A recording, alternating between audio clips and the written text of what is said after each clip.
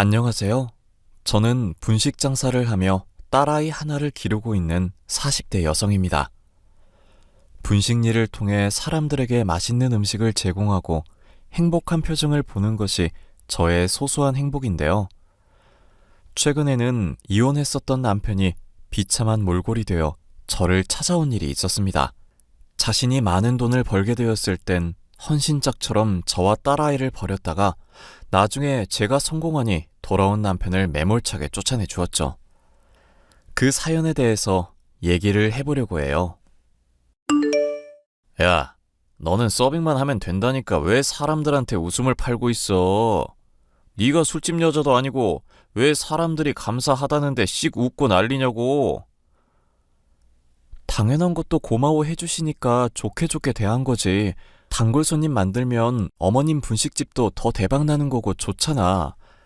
야, 이런 작은 분식집이 대박 나봤자 쪽박 간신히 면하는 정도지. 아, 결혼 전에는 똑똑한 줄 알았더니 아주 멍청하다? 그러니까 전 남편이 바람 피우고 도망갔나 보네? 손님한테 친절하게 대한 것뿐인데 왜 그런 얘기까지 하는 거야?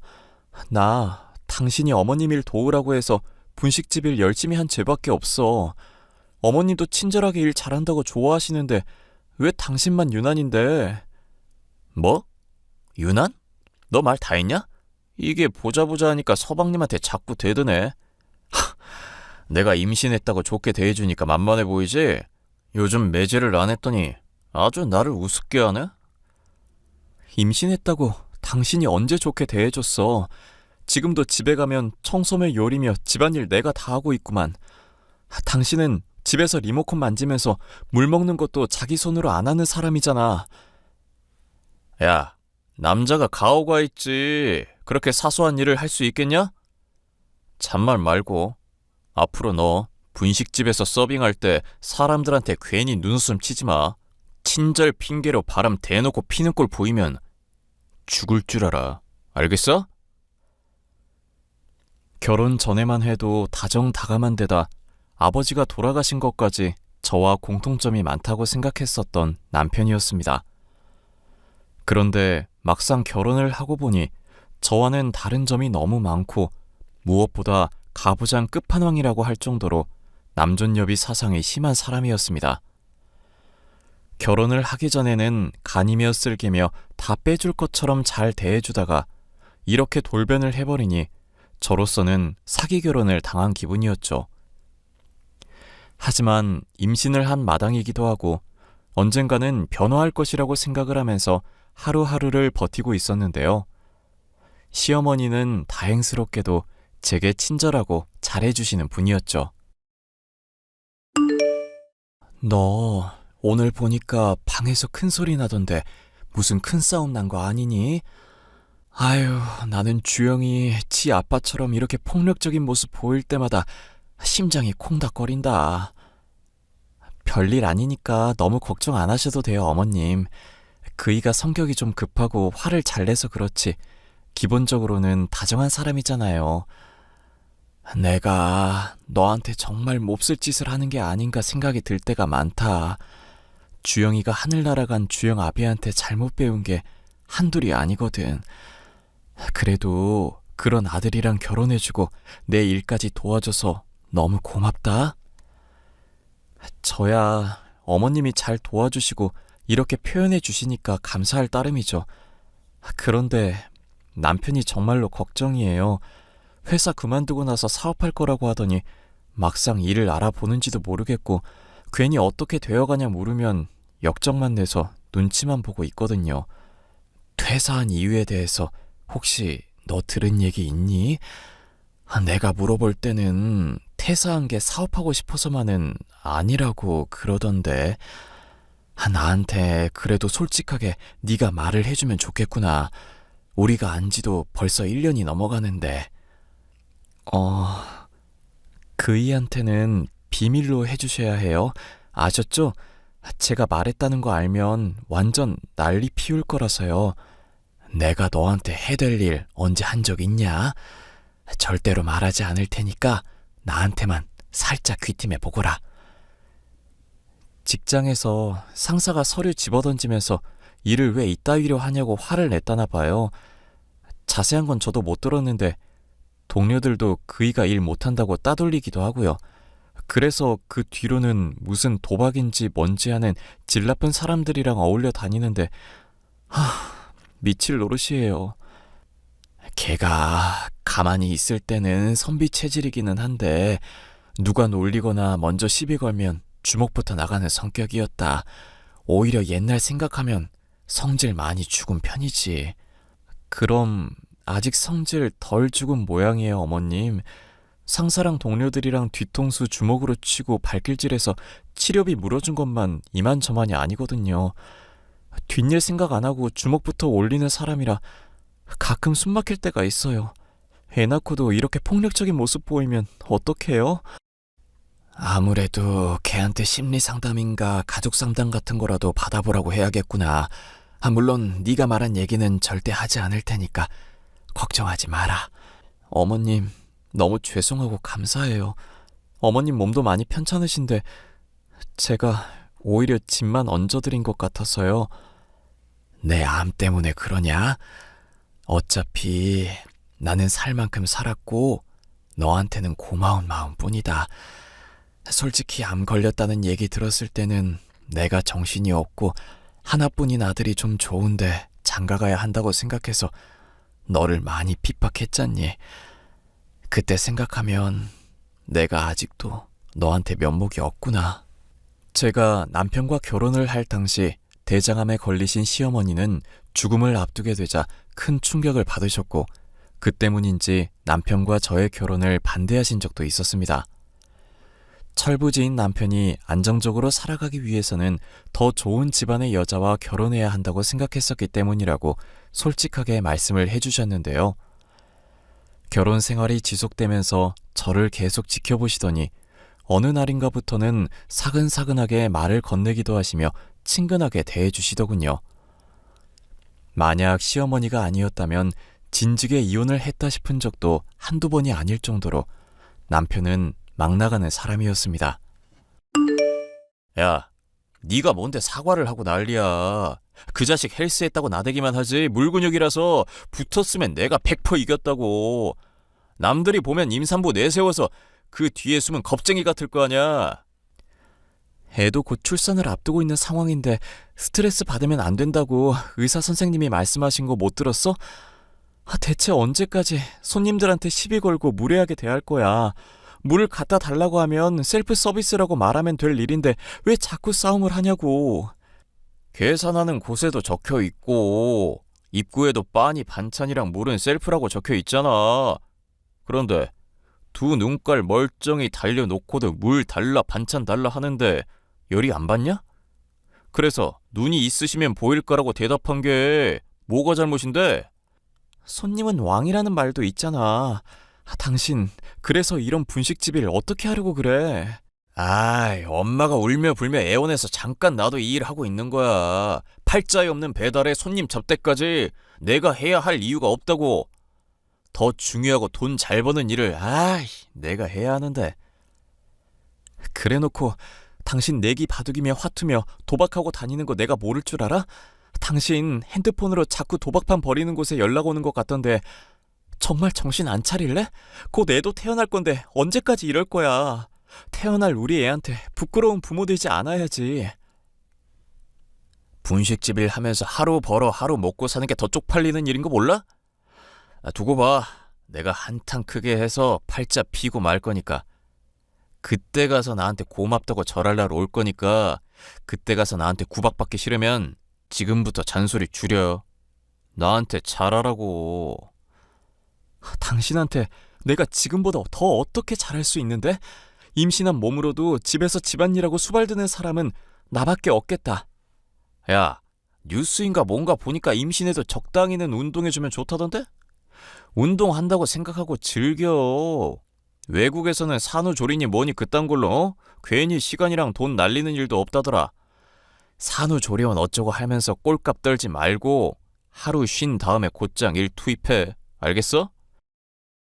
그런 건 또 외국 거 어찌나 잘 따라가는지. 당신은 본인한테 유리한 것만 선택적으로 받아들이는구나. 그게 무슨 말이야? 어? 내가 선택적으로만 받아들인다니. 나처럼 사람들 배려하고 양보해주면서 불리하게 사는 사람이 어디 있다고. 내가 하도 손해를 보고 살아서 내 지인들이 나보고 바보라고 그래. 당신한테 바보라고 하면 정말 바보 같아서 바보라고 하는 거 아닐까? 솔직히 당신이 나한테 양보하고 배려하는 게 뭐가 있는데, 똑같이 일하는 것도 아니고 어머님 분식집일 내가 훨씬 더 열심히 돕고 있잖아. 당신은 오전 오후 깔짝 얼굴 도장 찍었다가 도박판으로 사라지기나 하고. 야, 적당히 해. 잔소리도 자꾸 들으니까 물린다. 내가 패 돌릴 때도 네 잔소리 생각나서 컨디션이 망가지는 사람이야. 귀에 맴돌 지경이 적당히 하라고. 어머님이 아픈 몸 이끌고도 분식집을 하시잖아. 당신도 생각이라는 게 있으면 그걸 보고 뭔가 나서야 할 거 아냐. 어머님 대신해서 떡볶이 만들고 튀김하는 법을 배우기라도 하든지. 언제까지 어머님한테 짐 죄다 지우고 살 생각인데? 적당히 하라고 했다. 나 진짜 열받으면 횟가닥 돌아버리는 거 알 텐데. 이것 봐. 당신 은근히 강약 약강인 거 진즉부터 알고 있었어. 문신하고 세 보이는 사람들한테는 당신이 친절하게 대하고 막 웃기도 하고 그러더라. 야, 진짜 미쳤냐? 남자 자존심을 이게 마구 긁어대네. 야, 나 분노 조절 장애 있는 사람이야. 선택적으로 아니고 사람 안 가리고 마음에 안 들면 대가리부터 깨버린다고. 내가 진짜 작정하고 성질 부여줘? 알겠어. 믿으니까 그만해. 당신 정말로 그럴까봐 겁난다. 아니, 말은 그렇게 해도 못 믿는 눈치인데? 내가 적당한 놈 하나 골라서 조만간 대가리 박살 내줄 테니까 그렇게 알아, 응? 남편이 손님을 패겠다는 선인을 저는 홧김에 내뱉은 말이라 생각해 대수롭지 않게 여겼습니다. 사실 미리 알았다고 하더라도 남편을 말릴 수는 없을 일이었지만 남편은 제게 선언한 대로 기어코 사고를 치고 말았죠. 가족과 방문한 손님이 물을 달라고 했는데 뒤통수를 때리면서 손발 멀쩡히 달려있는데 네가 알아서 처먹으라면서 고래고래 소리를 지르더군요. 그런데 하필이면 공격한 사람이 경찰이었던지라 남편은 빼도 박도 못하고 구치소에 감금되는 신세가 되고 말았습니다. 차라리 잘 됐다. 사람을 팼으면 죗값을 치러야지. 사과야 당연히 해야겠지만 주영이 어떻게든 빼보겠답시고 합의 본다느니 그러지 말거라. 그렇게 하면 그이가 많이 서운해야 할 텐데 괜찮을까요? 어차피 구치소에 있으니 상황에 대해서 뭐 듣고 있는 거라도 있겠니? 신경 쓰지 말고 너는 한번 방문이나 다녀오너라. 나도 따로 조만간 한번 방문해서 호되게 좀 혼을 내줄 거니까. 맘 같아서는 얼굴도 안 보고 싶은데 주영이 이 자식이 제 아비 닮아서 성격이 더럽잖니. 안 오면 그거 두고두고 씹어대면서 나중에 온갖 원망으로 이어질 애다. 어머님, 그이 때문에 너무 힘들어 죽겠어요. 그래, 솔직한 심정으로는 너 차라리 훌훌 어디 떠나가라고 하고 싶구나. 아픈 시모일 도우랴 한심한 남편 때문에 마음고생하랴 네가 너무 힘들겠다 싶어 면목이 없다. 그런 말씀 마세요. 저는 어머님이 없었으면 진즉에 이 집 탈출했을 거예요. 빈말이라도 그렇게 말해주니 기분은 좋구나. 얼마 뒤 저는 남편이 수감되어 있는 구치소에 면회를 신청해 남편을 볼 수 있었습니다. 택시를 타고 남편을 보러 가던 중 하필이면 배에 극심한 통증이 찾아오는 바람에 산부인과로 선회를 해야 했죠. 그렇게 저는 남편이 감옥에 있는 동안 딸아이를 가지게 되었는데요. 몸을 어느 정도 회복한 저는 어머님께 딸아이를 맡겨두고 다시 예약을 통해 방문했는데 남편은 사람이 많이 달라져 있더군요. 여보, 나 진심으로 반성하고 있고 내가 얼마나 못된 인간인지 깨달았어. 여기서 온갖 인간 군상들을 다 보다 보니까 내가 너무 한심한 거 있지? 당신이 웬일로 그런 얘기를 해? 나가면 또 신고한 인간 대가리 깨겠다고 할 줄 알았는데. 당신한테는 늘 미안한 마음뿐이야. 나가면 내가 정말로 잘할 테니까 믿고 기다려주라. 그렇게 긴 시간 걸리지는 않을 거야. 나 정말 달라질게. 내가 그 말을 믿을 거라고 생각해? 이때까지 잘못 저질러 놓고 나중에 미안하다고 말한 적이 한두 번이야? 엄마 곧 돌아가시잖아. 나 구치소에 있는 동안 엄마 죽기라도 하면 장례는 누가 치르겠어. 몸 점점 쇠약해 가시는데 엄마 죽어버리면 아무도 못 보는 곳에서 쓸쓸하게 하늘 가는 거잖아. 내가 무릎이라도 꿇고 빌까? 어떻게 하면 믿어줄 건데? 우리 아빠 교통사고로 당한 이후에 멀쩡하셨다가 다음날 바로 뇌출혈로 돌아가신 거 내가 말했지? 알지. 병원 검사 안 받아도 괜찮다면서 사고 당일날 멀쩡하셨다며? 그 일 떠올리면 내가 아직도 후회를 해. 아빠가 괜찮다고 하는 말 믿고 방치할 게 아니라 내가 어떻게든 나서서 병원에 데리고 갔어야 했다고. 그 시기만 안 놓쳤었더라면 아직도 아빠 살아있을 텐데 하고 자다가 벌떡벌떡 깰 때도 있어. 무슨 말인지는 알겠는데 그 얘기를 왜 하는 거야? 가뜩이나 나 구치소에 있어서 우울한데. 어머님도 말로는 괜찮다고 하시지만 당신 말대로 정말 얼마 안 남으셨을지도 몰라. 당신 여기 있는 동안 새벽에도 몇 번이나 아프다면서 깨시고 신음하면서 주무시더라. 나 듣지 말라고 몰래 우시는데 가슴이 미어지는 줄 알았어. 에이, 이놈의 지긋지긋한 집구석. 이렇게 멀쩡한 사람이 하나도 없냐. 내가 빨리 성공을 하든지 해야 하는데. 당신이 여기 있는 동안 변했다고 말하니까 나도 믿어보고 싶어. 나를 위해서가 아니고 당신을 위해서라도 제발 변화해줘. 부탁할게, 응? 사나이가 한 입으로 두 말 하겠어? 내가 나가면 분식 일도 열심히 하고 당신한테도 잘하는 남편 될게. 그리고 우리 애한테도 부끄럽지 않은 아빠 되어야지. 당장이라도 이 집안을 버리고 딸과 함께 훌훌 떠날 생각으로 구치소에 갔었던 저였지만 아픈 시어머니를 들먹이는 남편 때문에 마음이 흔들리더군요. 남편이 구치소에서 돌아왔을 때 변하지 않을 것이 뻔하다는 생각이 들었던 저는 남편에 대해서는 아예 포기해버리고 시어머니의 아픈 몸이라도 돌봐드리고 임종까지 지켜보기라도 해야겠다는 각오를 품었습니다. 나는 네가 그대로 떠날 줄 알았는데 또 돌아왔구나. 이 집구석 떠나고 그냥 네 살 길 찾으면 훨씬 더 행복할 수 있을 텐데. 구치소 가니까 남편도 변하겠다고 약속하더라고요. 우리 딸 아빠 없는 자식 만들어줄 수는 없으니까 믿어봐야죠. 주영이 아비 하는 짓을 어쩜 그렇게 빼다 박아서 이렇게 골치만 썩이는지 모르겠다. 나는 네가 살 방법을 모색해야 한다고 생각하는데 향후에는 어떻게 할지 생각해 봤니? 지금처럼 열심히 살면 적어도 아이랑 저 굶어 죽게 하겠어요? 그러지 말고 나한테서 떡볶이며 튀김 만드는 법 배워보는 건 어떠냐? 내가 암 걸리고 나서 약을 먹다 보니 미각이 둔해져서 오히려 네가 훨씬 더 낫다 싶을 때가 있더구나. 뭐든 야무지게 잘하는 너니까 문제없이 잘 배울 수 있을 것 같은데. 어머님 정말 왜 이러세요? 건강관리 잘하시면서 먹는 것도 신경 쓰시면 나으실 수도 있을 텐데 그동안은 저 주방 절대 못 오게 하시더니. 암 때문에 내가 살아가는 걸 포기해서 하는 말이 아니다. 주영이가 또 질투도 많고 열등감도 많은 애잖니.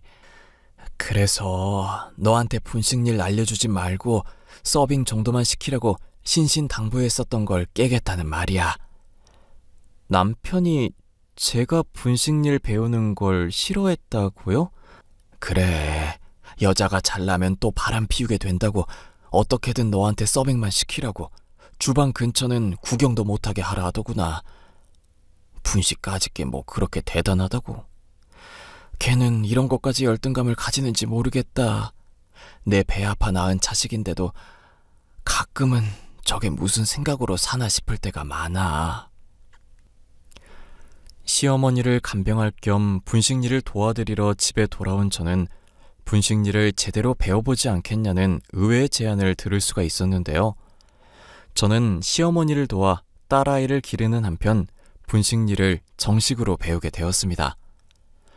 처음에는 많이 어려웠지만 워낙에 시어머니가 때로는 엄하게, 때로는 친절하게 잘 가르쳐 주셔서 나중에는 저 스스로도 놀랄 정도로 맛있는 음식을 만들 수가 있었죠. 그렇게 몇 개월이 지나자 남편은 구치소에서 나오게 되었는데 한동안은 연락이 두절이 되더니 아예 눈앞에 나타나질 않더군요.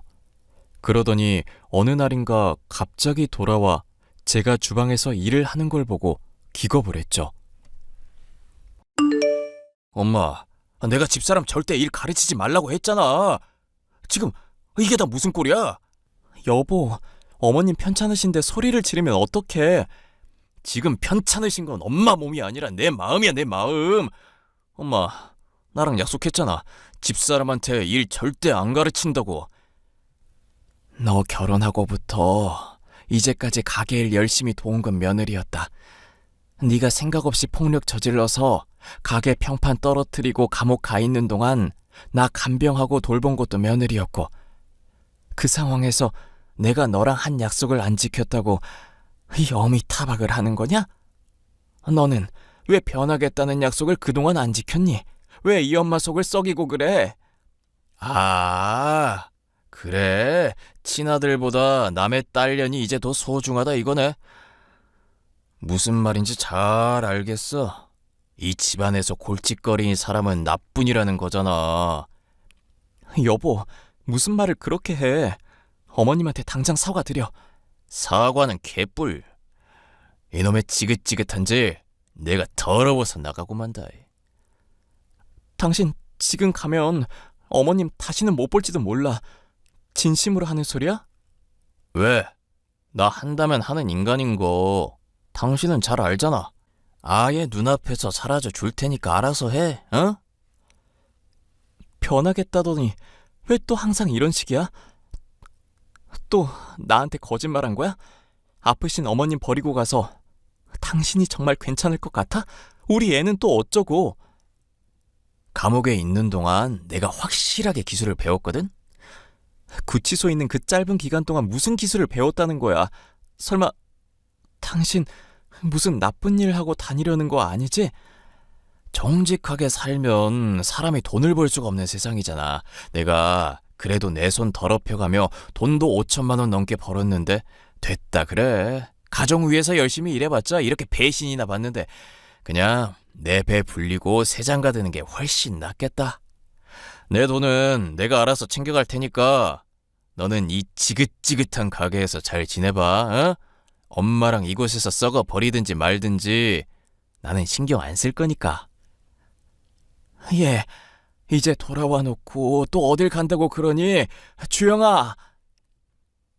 남편은 그 말을 마치더니 가게에 딸린 집에 올라가 현금이며 돈 될 만한 폐물들 등을 죄다 챙겨서 떠나버렸습니다. 당시에 형편이 궁핍한 상황이었는데 가차없이 그런 짓을 저지르기에 저와 어머님이 눈물로 호소를 해봤지만 소용이 없었죠. 그리고 얼마 지나지 않아 어머님이 돌아가시기 직전 저는 가게를 물려받을 수 있었습니다. 이 어미가 아프다고 해도 얼굴 한번 안 비치고 애가 죽었는지 살았는지 모르겠구나. 너무 걱정하지 마세요. 그이가 언젠가는 정신 차리고 돌아오겠죠. 돈도 많이 벌었다고 하니 어머님 생각해서라도 돈 붙여줄지도 모르고요. 도박이니 범죄니 손대는 게 어쩜 걔 아비랑 하는 짓이 그렇게 빼다 박았는지 모르겠구나. 내가 죽기 전에 너한테 딱 하나만 부탁하자. 부탁이라니 그게 무슨 말씀이세요? 그냥 편하게 말씀하셔도 돼요. 내 유언이라고 생각하고 꼭 들어줬으면 좋겠다. 만약 주영이가 다시 돌아오면 걔 절대로 받아주지 말고 너는 그냥 이혼을 해버리든지 하여튼 간에 관계를 아예 끊어버려라. 그게 걔한테도 좋고 너한테도 좋을 일이다. 그렇게 버림을 받아서라도 걔가 정신을 차리고 건실한 사람이 되었으면 하늘에서도 내가 마음을 편히 가질 수 있을 것 같구나. 어머님, 아직 건강하시니 그런 말씀은 마세요. 내 부탁이니 꼭 들어주렴. 가능하겠니? 가게는 네가 그동안 맡아주고 있으렴. 그렇게 할 테니까 걱정하지 마세요. 시어머니는 제게 가게 운영을 맡기고서 눈을 감으셨고 남편은 그 뒤로 몇 년이 지나도록 나타나질 않았습니다. 그동안 저는 가게를 열심히 운영하며 어머님께 배운 메뉴들을 개량하기도 하는 등 부단히도 노력을 했습니다. 아이를 돌보는 것이 힘들긴 했지만 친정엄마가 도움을 준 데다가 어머님의 간병에 남편의 수발이 없으니 가게 일에 힘을 쏟을 수가 있었죠. 덕분에 저의 분식집은 지역에 소문이 날 정도로 맛집이 되어 많은 손님들이 줄을 서서 먹는 곳이 될 수 있었습니다. 그렇게 더욱 시간이 흘러 아기이던 딸아이가 5살이 될 때쯤 남편이 허름한 차림새로 어슬렁거리며 저의 앞에 나타나더군요.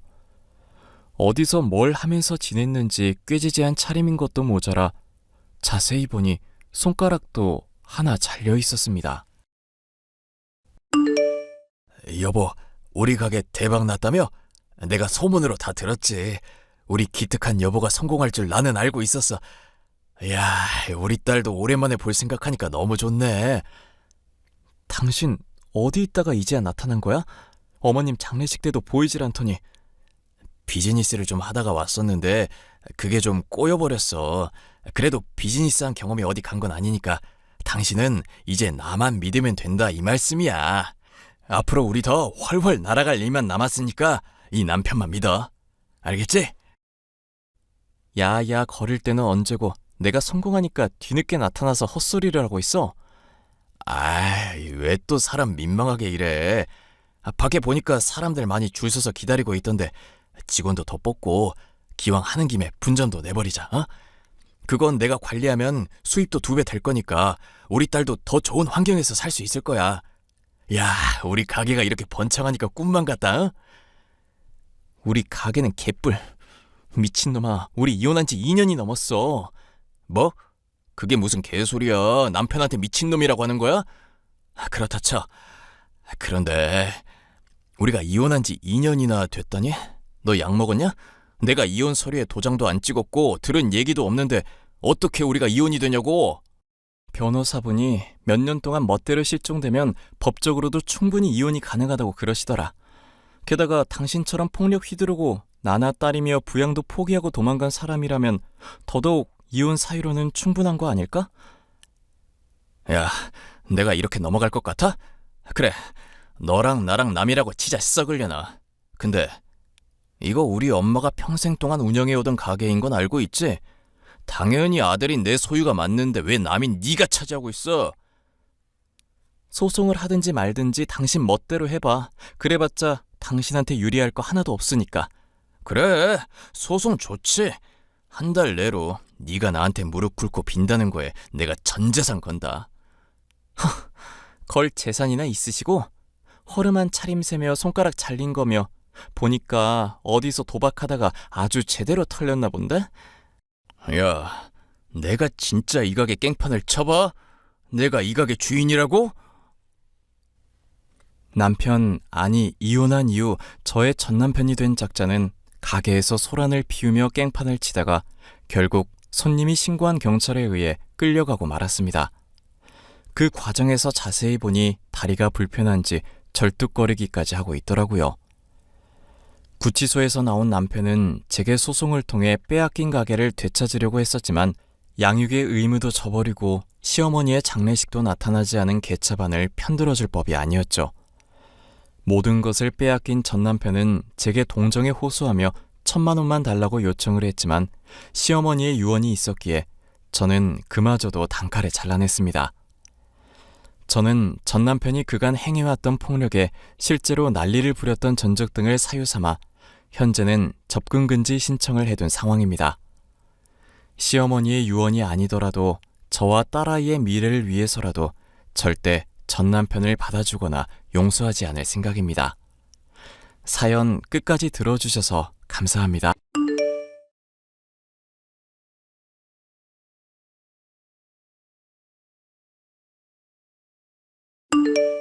안녕하세요. 서울에서 한정식집을 운영하고 있는 내일 모레 60을 바라보고 있는 여성입니다.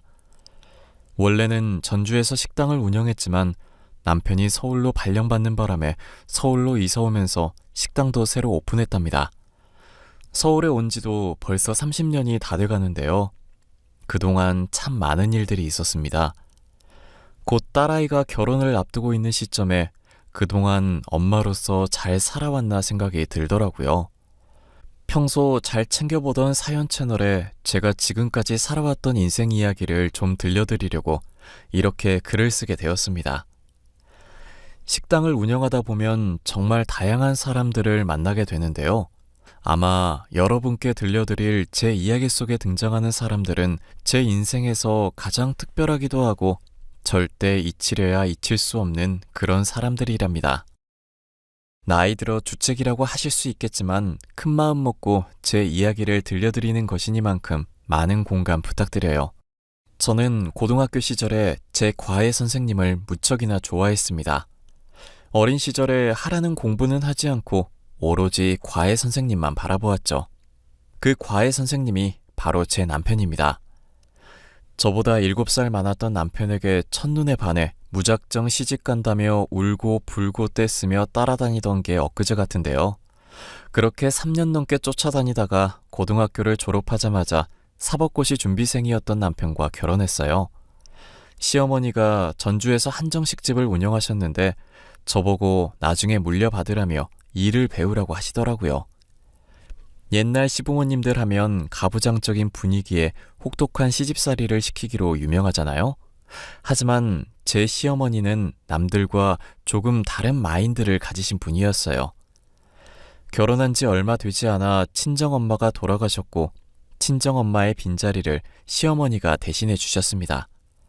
옛날인데도 불구하고 고부 갈등은 찾아볼 수 없었고 정말 엄마와 딸처럼 지냈거든요. 희원아, 안 싸던 돌아가시고 나서 마음이 예전 같지 않지? 어머니, 솔직히 많이 힘들어요. 맨날 엄마 보고 싶고 저 어떻게 해야 될지 잘 모르겠어요. 울고 싶으면 마음껏 울어. 마음에 담아두지 말고 보고 싶은 만큼 울려무나. 이제 남은 가족도 없어요. 다들 엄마 돈 노리고 보상금 노리고 저 혼자 어떻게 살아가야 하죠? 왜 혼자야? 나도 있고 태규도 있는데, 응? 그런 말 말어. 어머니. 아가, 너 우리 태규 좋다고 졸졸 쫓아다니던 시절부터 저런 딸 하나만 있으면 좋겠다고 생각했거든? 어찌나 당돌하고 당차던지 그 모습이 너무 귀여웠단다. 그런데 우리가 이렇게 만날 인연이었어. 어머니, 그걸 기억하고 계셨어요? 그렇다 마다 어떻게 그 모습을 잊겠니? 이제 내가 친정엄마다 생각하고 마음 편히 대하거라. 어머니, 정말 그래도 돼요? 그렇고 말고. 나도 너처럼 살가운 며느리 얻어서, 아니, 딸 생긴 것 같아서 기분이 좋다. 말이라도 감사해요. 어머니 없었으면 어쩔 뻔했을까요? 제가 평생 잘 모시고 살게요. 그래, 앞으로 잘 살아보자. 태규가 속썩이거든 언제든지 나한테 오려무나. 내가 잔뜩 혼내줄 테니까. 네, 어머니만 믿을게요. 그렇게 얼마의 시간이 흘렀고 남편도 사법고시에 합격해 검사 생활을 시작했습니다. 그런데 저에게 한 가지 안타까운 시련이 찾아왔어요. 자녀 계획을 세우고 열심히 부부 생활에 임했지만 결혼 생활 7년 차에 접어들었는데도 좋은 소식이 들려오지 않았습니다. 많이 기다린 만큼 기대도 컸는데 매번 안타까운 결과에 실망도 많이 하게 되었죠. 그 당시 시험관 시술이나 인공수정이란 게 흔한 것도 아니어서 자연 임신으로는 상당한 제약이 따랐습니다. 결국 한동안 고생하다가 대학병원에서 정밀 검사를 받기로 했어요. 검사 결과는 정말 충격적이었습니다. 제가 선천적으로 자궁이 약해 자연 임신이 어려울 수 있다는 소식을 듣고 말았거든요. 여자로 태어나서 사랑하는 사람을 만나 가정을 이루고 토끼 같은 자식들 낳아 평범하게 사는 게 꿈이었는데 그런 제 꿈이 한순간에 좌절되고 말았던 겁니다. 친척들은 곧 이혼당할 거라며 아이도 못 낳는 여자가 결혼 생활을 유지할 수 있겠냐며 손가락질까지 했고 그 당시 저는 모진 시선과 온갖 구설수에 오르내리며 마음고생을 심하게 할 수밖에 없었어요. 저는 큰 슬픔에 빠졌고 그런 저를 위로해줬던 건 바로 남편과 시어머니였습니다. 어머니, 저 어떡해요? 저 아이 못 가질 수도 있대요. 정말 죄송해요, 어머니. 그게 왜 네 탓이냐. 괜찮으니 그런 말 말아라. 대라도 이어야 하는데 그러지 못해서 너무 죄송해요. 그게 무슨 말이야. 꼭 배 아파 낳은 자식만 자식이 되는 건 아니야. 너희들만 괜찮다면 난 입양도 생각하고 있다. 네? 입양이요? 그래, 입양이 나쁜 건 아니잖니. 내가 자식을 다 키워본 입장으로서 한 사람이 인간 하나를 키워낸다는 건 대단한 인내심과 정말 내 살과 뼈를 깎아내는 일이야. 그만큼 각오해야 하는 일이지. 그러니 너무 어렵게 생각하지 말자. 제가 죄송해서 어떻게 그래요. 말씀만으로도 너무 감사해요. 생각지도 못했는데. 네 마음을 내가 알아줘야지. 누가 또 알아준다니? 괜히 마음 아파하지 말고 어느 정도 마음 추스르면 입양 생각해보자. 엄마 정말 괜찮겠어요? 괜찮고 말고. 마음 추스르면 고아원 가서 한번 둘러보자꾸나. 그 김 원장이랑 잘 아는 사이니까 내가 이야기 좀 해보마. 어머니, 배려 너무 감사해요. 제 마음도 다 이해해 주시고. 저 정말 어머니한테 효도할게요. 그래. 차라리 입양해서 마음 붙이고 정 붙이고 소중하게 키우자꾸나.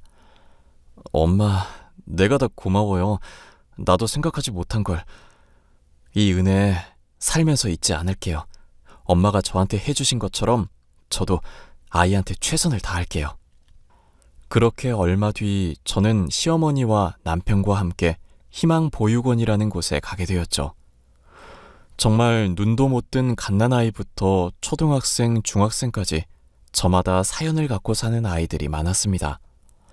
아이들과 놀아주기도 하며 한참을 둘러보는데 유독 눈에 띄는 아이가 있더라고요.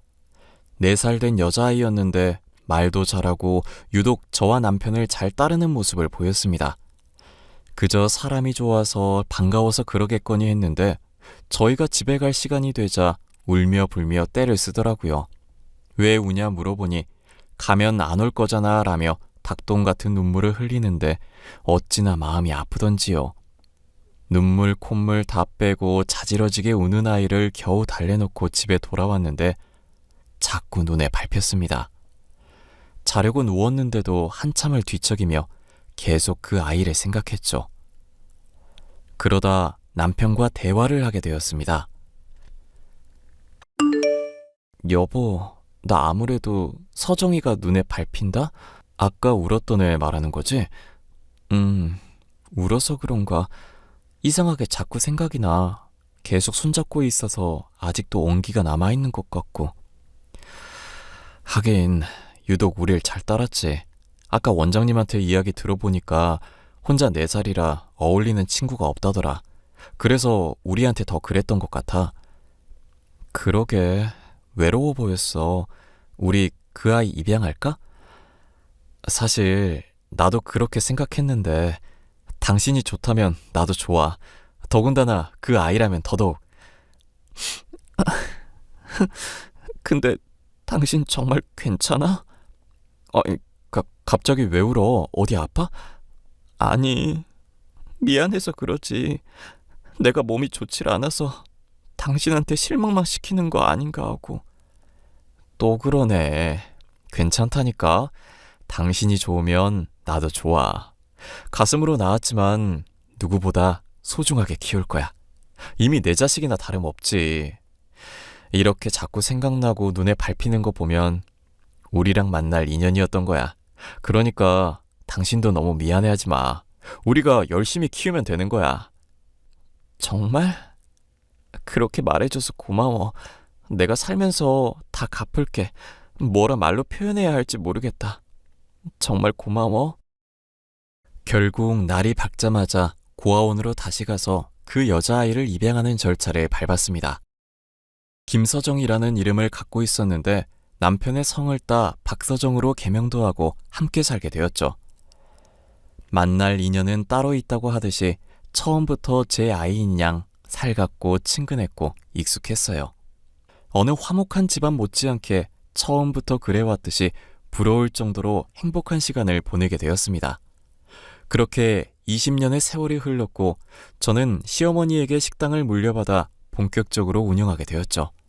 물론 시어머니도 함께 일했으나 나이가 드셔서 종종 허드렛 일을 도와주시는 정도였죠. 딸은 대학 졸업을 앞두고 있었고 온 가족이 각자의 위치에서 바쁜 삶을 보내고 있던 시기였습니다. 딸아이는 저희와 함께 살기 시작하면서 그 흔한 투정 한 번 안 부리고 속 한 번 안 썩이고 화목하게 잘 지냈어요. 서정아, 바쁘니? 엄마가 지난번에 보낸 반찬은 잘 받은 거야? 잘 받았어. 왜 이렇게 많이 보냈대? 우리 냉장고 작은 거 알잖아. 친구들이랑 나눠 먹으라고. 잘 먹어야 공부도 잘하는 거야. 우리 딸 고생하는 거 알아서 할머니랑 같이 만든 거야. 다 네가 좋아하는 걸로. 역시 우리 엄마랑 할머니가 최고야. 강아지, 요즘 힘든 건 없어? 할머니, 저 워낙 튼튼하고 깡다고 있는 거 알잖아요. 그래, 그건 알지. 그래도 힘든 게 있으면 바로바로 말해. 그래야 속 안 썩지. 사실 할머니, 나 사법시험 준비하고 있어요. 내년에 3학년 되면 졸업 준비도 미리 해야 하니까 공부 같이 해버리게요. 어? 너 너무 힘들지 않겠니? 논문도 써야 하고 졸업 준비하는 것도 힘든데 사법고시 하면 너 정말 잠도 못 잘 텐데. 아이고, 그렇게 힘든 거 아서라 아서. 예, 서정아, 안 하면 안 되겠니? 그러게 말이다. 너무 무리하는 거 아닌가 싶다. 할머니도 걱정하시고. 사법고시가 만만한 시험은 아니다. 아무리 날고 기어도 떨어지는 게 사법고시야. 너 단단히 각오해야 한다. 할머니, 엄마 아빠 걱정 마요. 나 아빠 닮아서 똑똑하니까.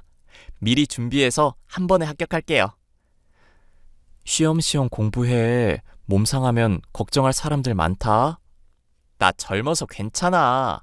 할머니 건강이나 잘 챙기세요. 엄마 아빠도. 조만간 시험 끝나면 전주 한번 내려갈게요. 맛있는 거 많이 해줘요. 특히 할머니표 감자전. 알겠다, 우리 강아지. 조만간 또 연락하렴. 힘내거라. 아빠가 시험에 참고될 만한 자료들 정리해서 메일로 보내줄 테니까 시간 날 때마다 참고해. 그렇게 2년이라는 시간이 흘렀고 딸아이는 약속대로 졸업과 동시에 사법시험 합격이라는 영예를 안겨주었습니다. 시어머니는 집안의 경사라 하며 동네에 현수막도 걸자고 하셨죠. 결과 발표를 듣고 딸이 전주로 내려왔고 정말 동네 잔치를 벌였습니다. 남편도 자기 닮아서 똑똑하다며 크게 기뻐했고 가족 모두가 행복에 겨워 눈물을 흘릴 지경이었죠. 그러다 한 차례 검은 먹구름이 드리웠습니다. 몇십 년 동안 친정엄마 그 이상으로 의지했던 시어머니가 노환으로 돌아가신 거예요. 워낙 나이도 있으셨고 앓고 있던 지병이 있으셔서 많이 힘들어하셨거든요. 슬픈 마음을 어루만지며 장례를 치르고 얼마 뒤 남편이 서울지검으로 발령받게 되었습니다. 딸아이도 사법연수를 끝내고 서울의 한 대형 로펌에서 일하게 되었죠. 그렇게 전주 생활을 정리하고 서울로 이주하게 된 거랍니다. 새로 식당도 오픈하고 바쁜 부녀 뒷바라지 하느라 정신없는데 고아원 원장님이 연락 오더라고요. 고아원 원장님과 전화통화를 끝낸 저는 내심 불안해졌어요. 사실 얼마 전부터 딸아이의 친모라는 사람이 자신의 아이가 보고 싶다며 찾아왔다는 겁니다. 제가 지금까지 있는 정 없는 정 줘가며 키워온 자식인데 다시 데려갈까봐 두려웠나 봐요. 가슴으로 낳은 자식이지만 친자식이다 생각하고 온 애정을 다 쏟았는데 딸이 이제라도 친엄마한테 가고 싶다고 하면 어쩌지 하는 생각도 있었고요. 결국 뜬 눈으로 며칠 지샜는데 아니나 다를까 불안한 예감은 틀리지 않았습니다. 제가 운영하는 식당에 바로 딸아이의 친엄마가 찾아온 거였어요. 긴장되는 마음을 겨우 가라앉히고 조용히 대화를 시작했습니다. 김희원 씨 되시죠? 누군지는 대충 눈치채셨을 것 같은데. 서정이 친모예요. 네, 알고 있어요. 여기까진 어쩐 일이시죠? 어쩐 일이긴. 귀한 우리 딸 얼굴 좀 보려고 왔지. 그동안 우리 서정이 키워줘서 고마워요.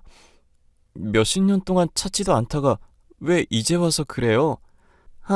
시끄럽게 굴지 말고 서정이 번호나 불러요. 나머지는 내가 알아서 할 테니까. 저기요, 지금 뭔가 착각하고 있는데 부탁을 해도 들어줄까 말까인데 왜 온 거예요? 아니, 우리 딸이 잘 나가는 변호사라며. 그래도 공부는 시켜줬나 봐? 그럼요. 하고 싶은 공부 마음껏 해주는 게 부모된 도리 아닌가요? 근데 왜 찾아오셨어요? 불쾌하니까 나가주실래요? 자식이 변호사인데 내가 가만히 있으면 섭섭하죠. 근데 변호사면 돈도 많이 번다면서요? 아무리 많이 벌어도 당신한테 줄 돈은 없어. 자기 자식 버리고 갈 땐 언제고 왜 이제 와서 만난다고 난리야? 좋게 대우해 주는 것도 이번이 마지막이에요. 나가요. 미안해서 어쩌나. 나는 나갈 생각이 없는데. 딸도 잘 살고 있고 친엄마가 이렇게 버젓이 있는데 내가 뭐가 무서워서 피해? 당신이 정말 엄마라면 애초에 그런 곳에 서정이를 맡기면 안 되지. 그건 내가 알아서 할 일이고 내 딸 덕 좀 보려고 찾아왔으니까 당장 내 눈앞에 데려와요. 얼굴 좀 봐야겠으니까. 글쎄 됐다니까요. 당장 경찰에 신고하기 전에 나가. 아무튼 이제 내가 키울 테니까 이제 그만 내 딸 인생에서 꺼지시지? 도대체 왜 지금에서야 찾는 건데? 서정이가 원하지 않으면 어쩔 건데요? 뭐 같이 살기라도 할 거야? 내가 내 자식 보겠다는데, 한번 만나겠다는데 무슨 상관? 내가 알아서 친권이니 뭐니 다 법적 처리할 테니까 기대해요. 서정이가 원한다면 얼마든지 보내줄 수 있는데 당신 하는 꼬락서니를 봐서는 설마 돈 필요한 건 아니죠? 아니, 당신이 무슨 상관이냐고. 그래도 내 딸인데 이것저것 잴 필요가 있나? 그냥 내가 그렇다 하면 그런가 보다 하면 되지. 나도 딸 자식한테 잔소리할 권리 있거든요?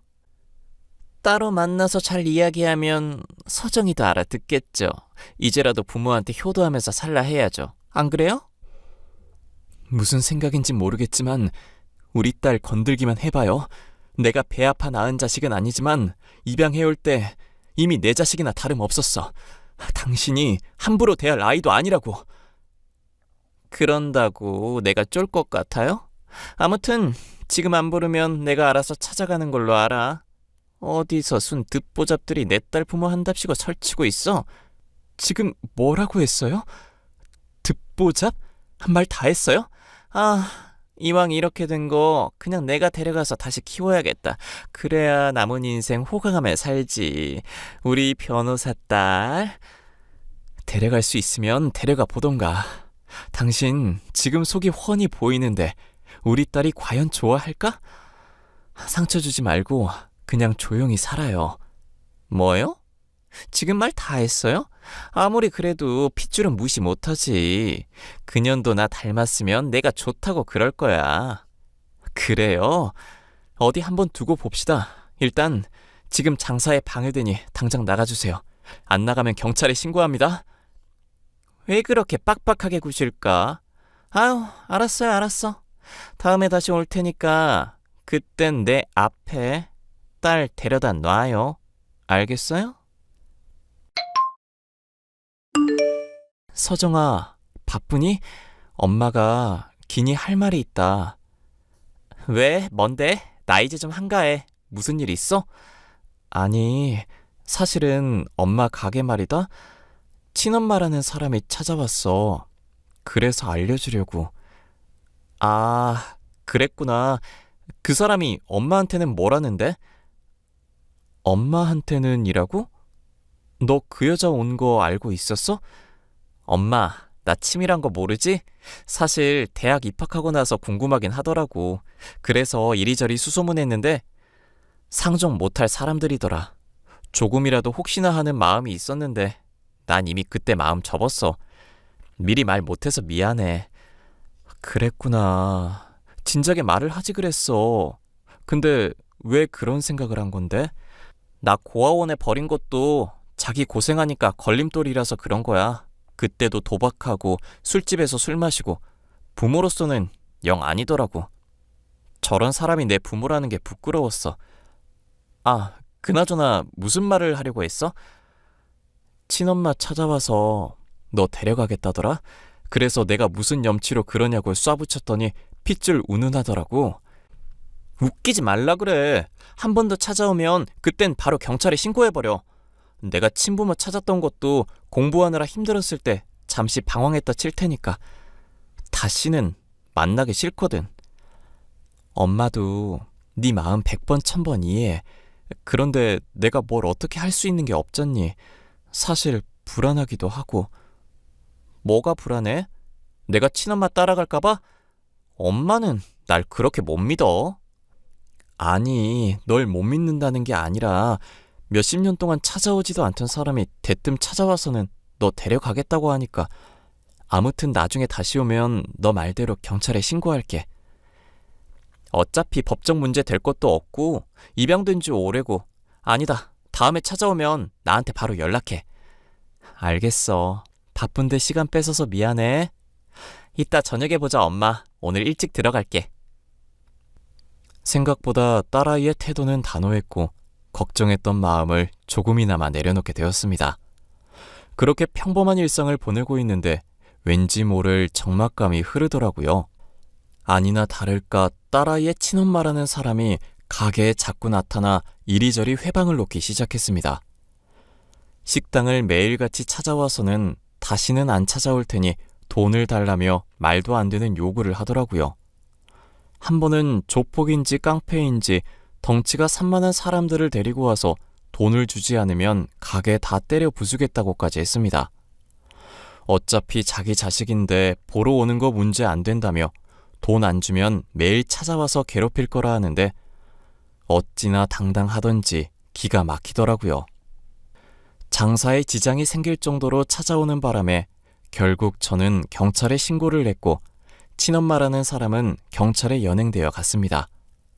이 소식을 들은 딸 남편이 저와 함께 경찰서로 가게 되었죠. 경찰서에서 고래고래 소리 지르며 자신은 잘못한 게 없다고 난리를 치고 있는 그 여자를 마주해야 했습니다. 이봐요. 당신이 내 친엄마야?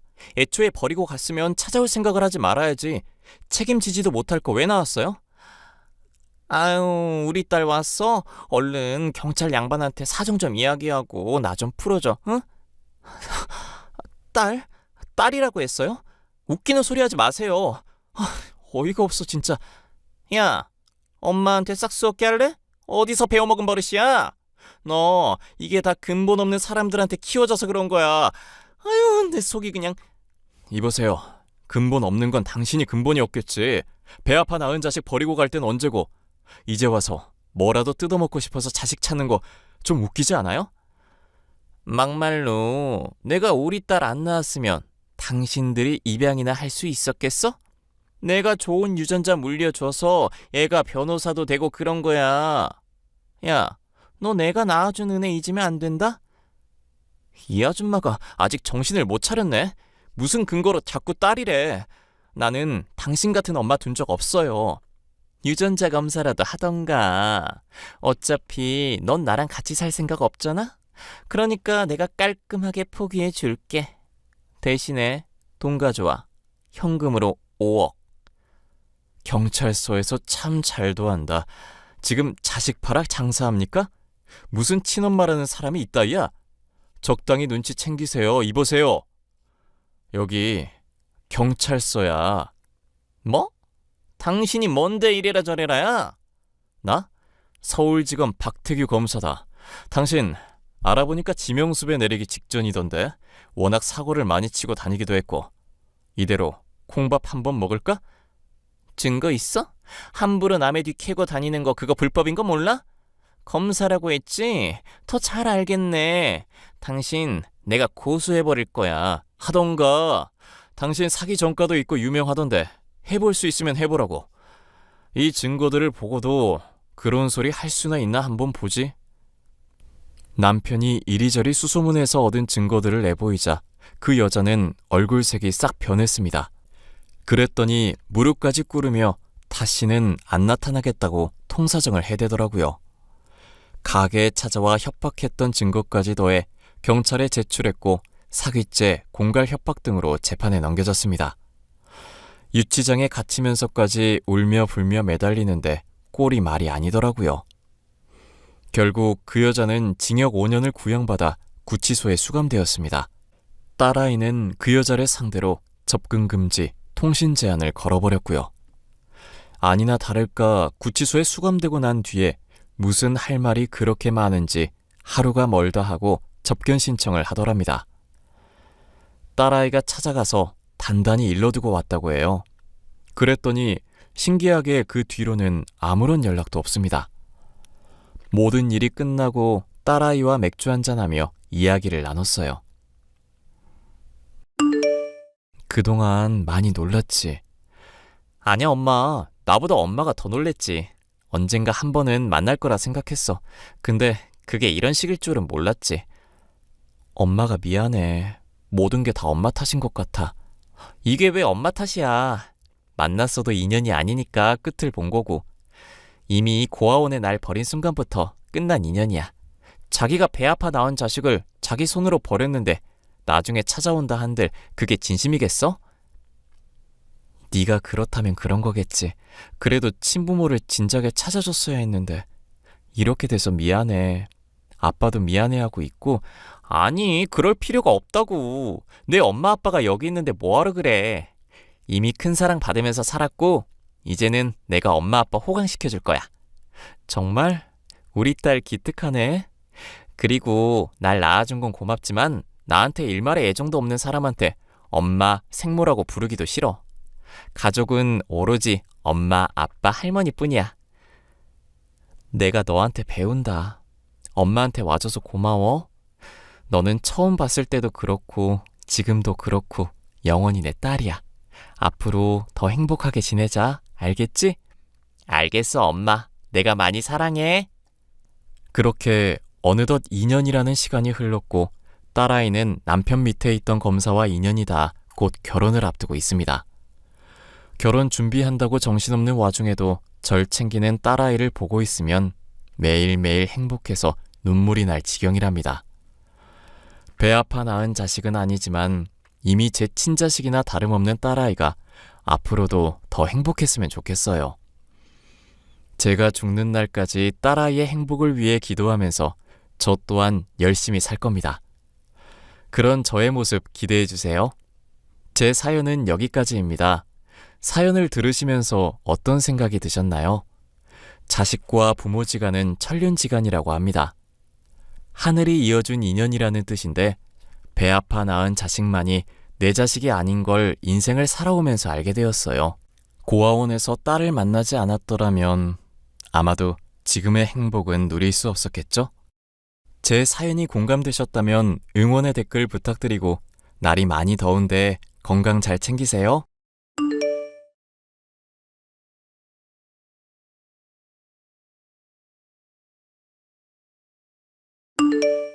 안녕하세요. 저는 지방에서 목수일을 하며 지내고 있는 30대 남자입니다. 한 달이나 두 달에 한두 번씩 인근의 보육원을 비롯하여 양로원 등의 간단한 가구를 제작해주는 식으로 봉사활동을 한 지도 벌써 한참은 지난 일이 되었는데요. 재미삼아 시작한 일이었지만 이제는 많은 사람들이 기대해주고 좋은 사람 대접을 해주니 저도 나름의 보람을 느끼게 되었답니다. 하지만 이런 사람들과 달리 저의 여자친구였던 여자는 받은 것도 감사해야 할 줄 모르고 저를 배신한 악독한 여자였는데요. 최근 그 여자를 고소해 감옥에 넣으려고 하는 사연에 대해 얘기해 볼까 합니다. 야, 우지윤. 넌 내가 클럽에 놀러 가지 말라고 하는데 왜 자꾸 클럽에 가고 그러냐?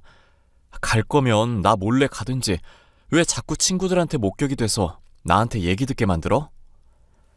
미안, 오빠. 난 오빠가 나한테 질투해줬으면 좋겠어서 그랬나 봐. 그걸 핑계라고 되냐? 너 법무사 공부한다고 해놓고 스트레스 받는다고 클럽 가는 게 하루 이틀이니? 대체 언제까지 공부는 안 하고 놀러 다니기만 할 건데? 나 한다면 하는 년인 거 오빠도 잘 알고 있잖아. 법무사 공부 때문에 머리가 너무 아파서 잠깐 쉬려는 거니까 이해해주라. 나 뒷바라지 해주면서 신경 써주는 거 잘 알고 있으니까 너무 생색내지 말고. 남자가 생색내고 그러면 남성미 떨어져. 목수일 하면서 내가 얼마 버는지 말했었지. 아침부터 재료 손질하고 가공하고 톱질해서 뚝딱거려서 만들어 팔아도 뭐 얼마 남는 것도 없다고. 알지. 오빠 톱밥 마시면서 번 돈 가난한 집 딸년한테 투자하느라고 쪼달리는 거 잘 알고 있어. 나도 이렇게 가난한 집안에서 태어나고 싶지 않았다? 그건 진심인 거 알지? 그건 나도 진심이야. 뭔 당연한 소리를 하고 있어. 넌 매사에 진지하지가 않냐?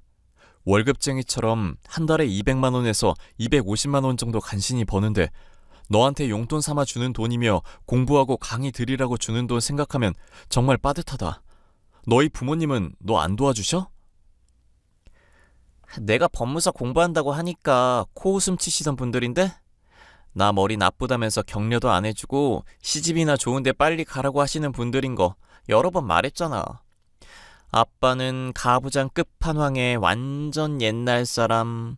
엄마는 그런 아빠가 멋있다고 네네 하는 사람. 우리 가족에 대해서 앞으로 더 알고 싶으면 결혼 자금 충분히 모으기나 해. 나 오빠한테 얼른 시집가고 싶은데 지금보다는 더 성공해줘야 할 거 아냐. 법무사 공부한다고 2년 넘게 시간만 허비하고 있는 여자애 데리고 가는 건데 젊은 목공 정도면 차고 넘치는 것 같다만. 에이, 오빠도 공무원 시험 준비하다가 안 풀려서 목수일 하게 된 거라며. 또 알아? 나도 오빠 따라서 나무 자르는 일을 할지? 그리고 의외로 나 재능이 있어서 막 대박나서 SNS 같은 데에서 유명해지는 건 아닌가 몰라?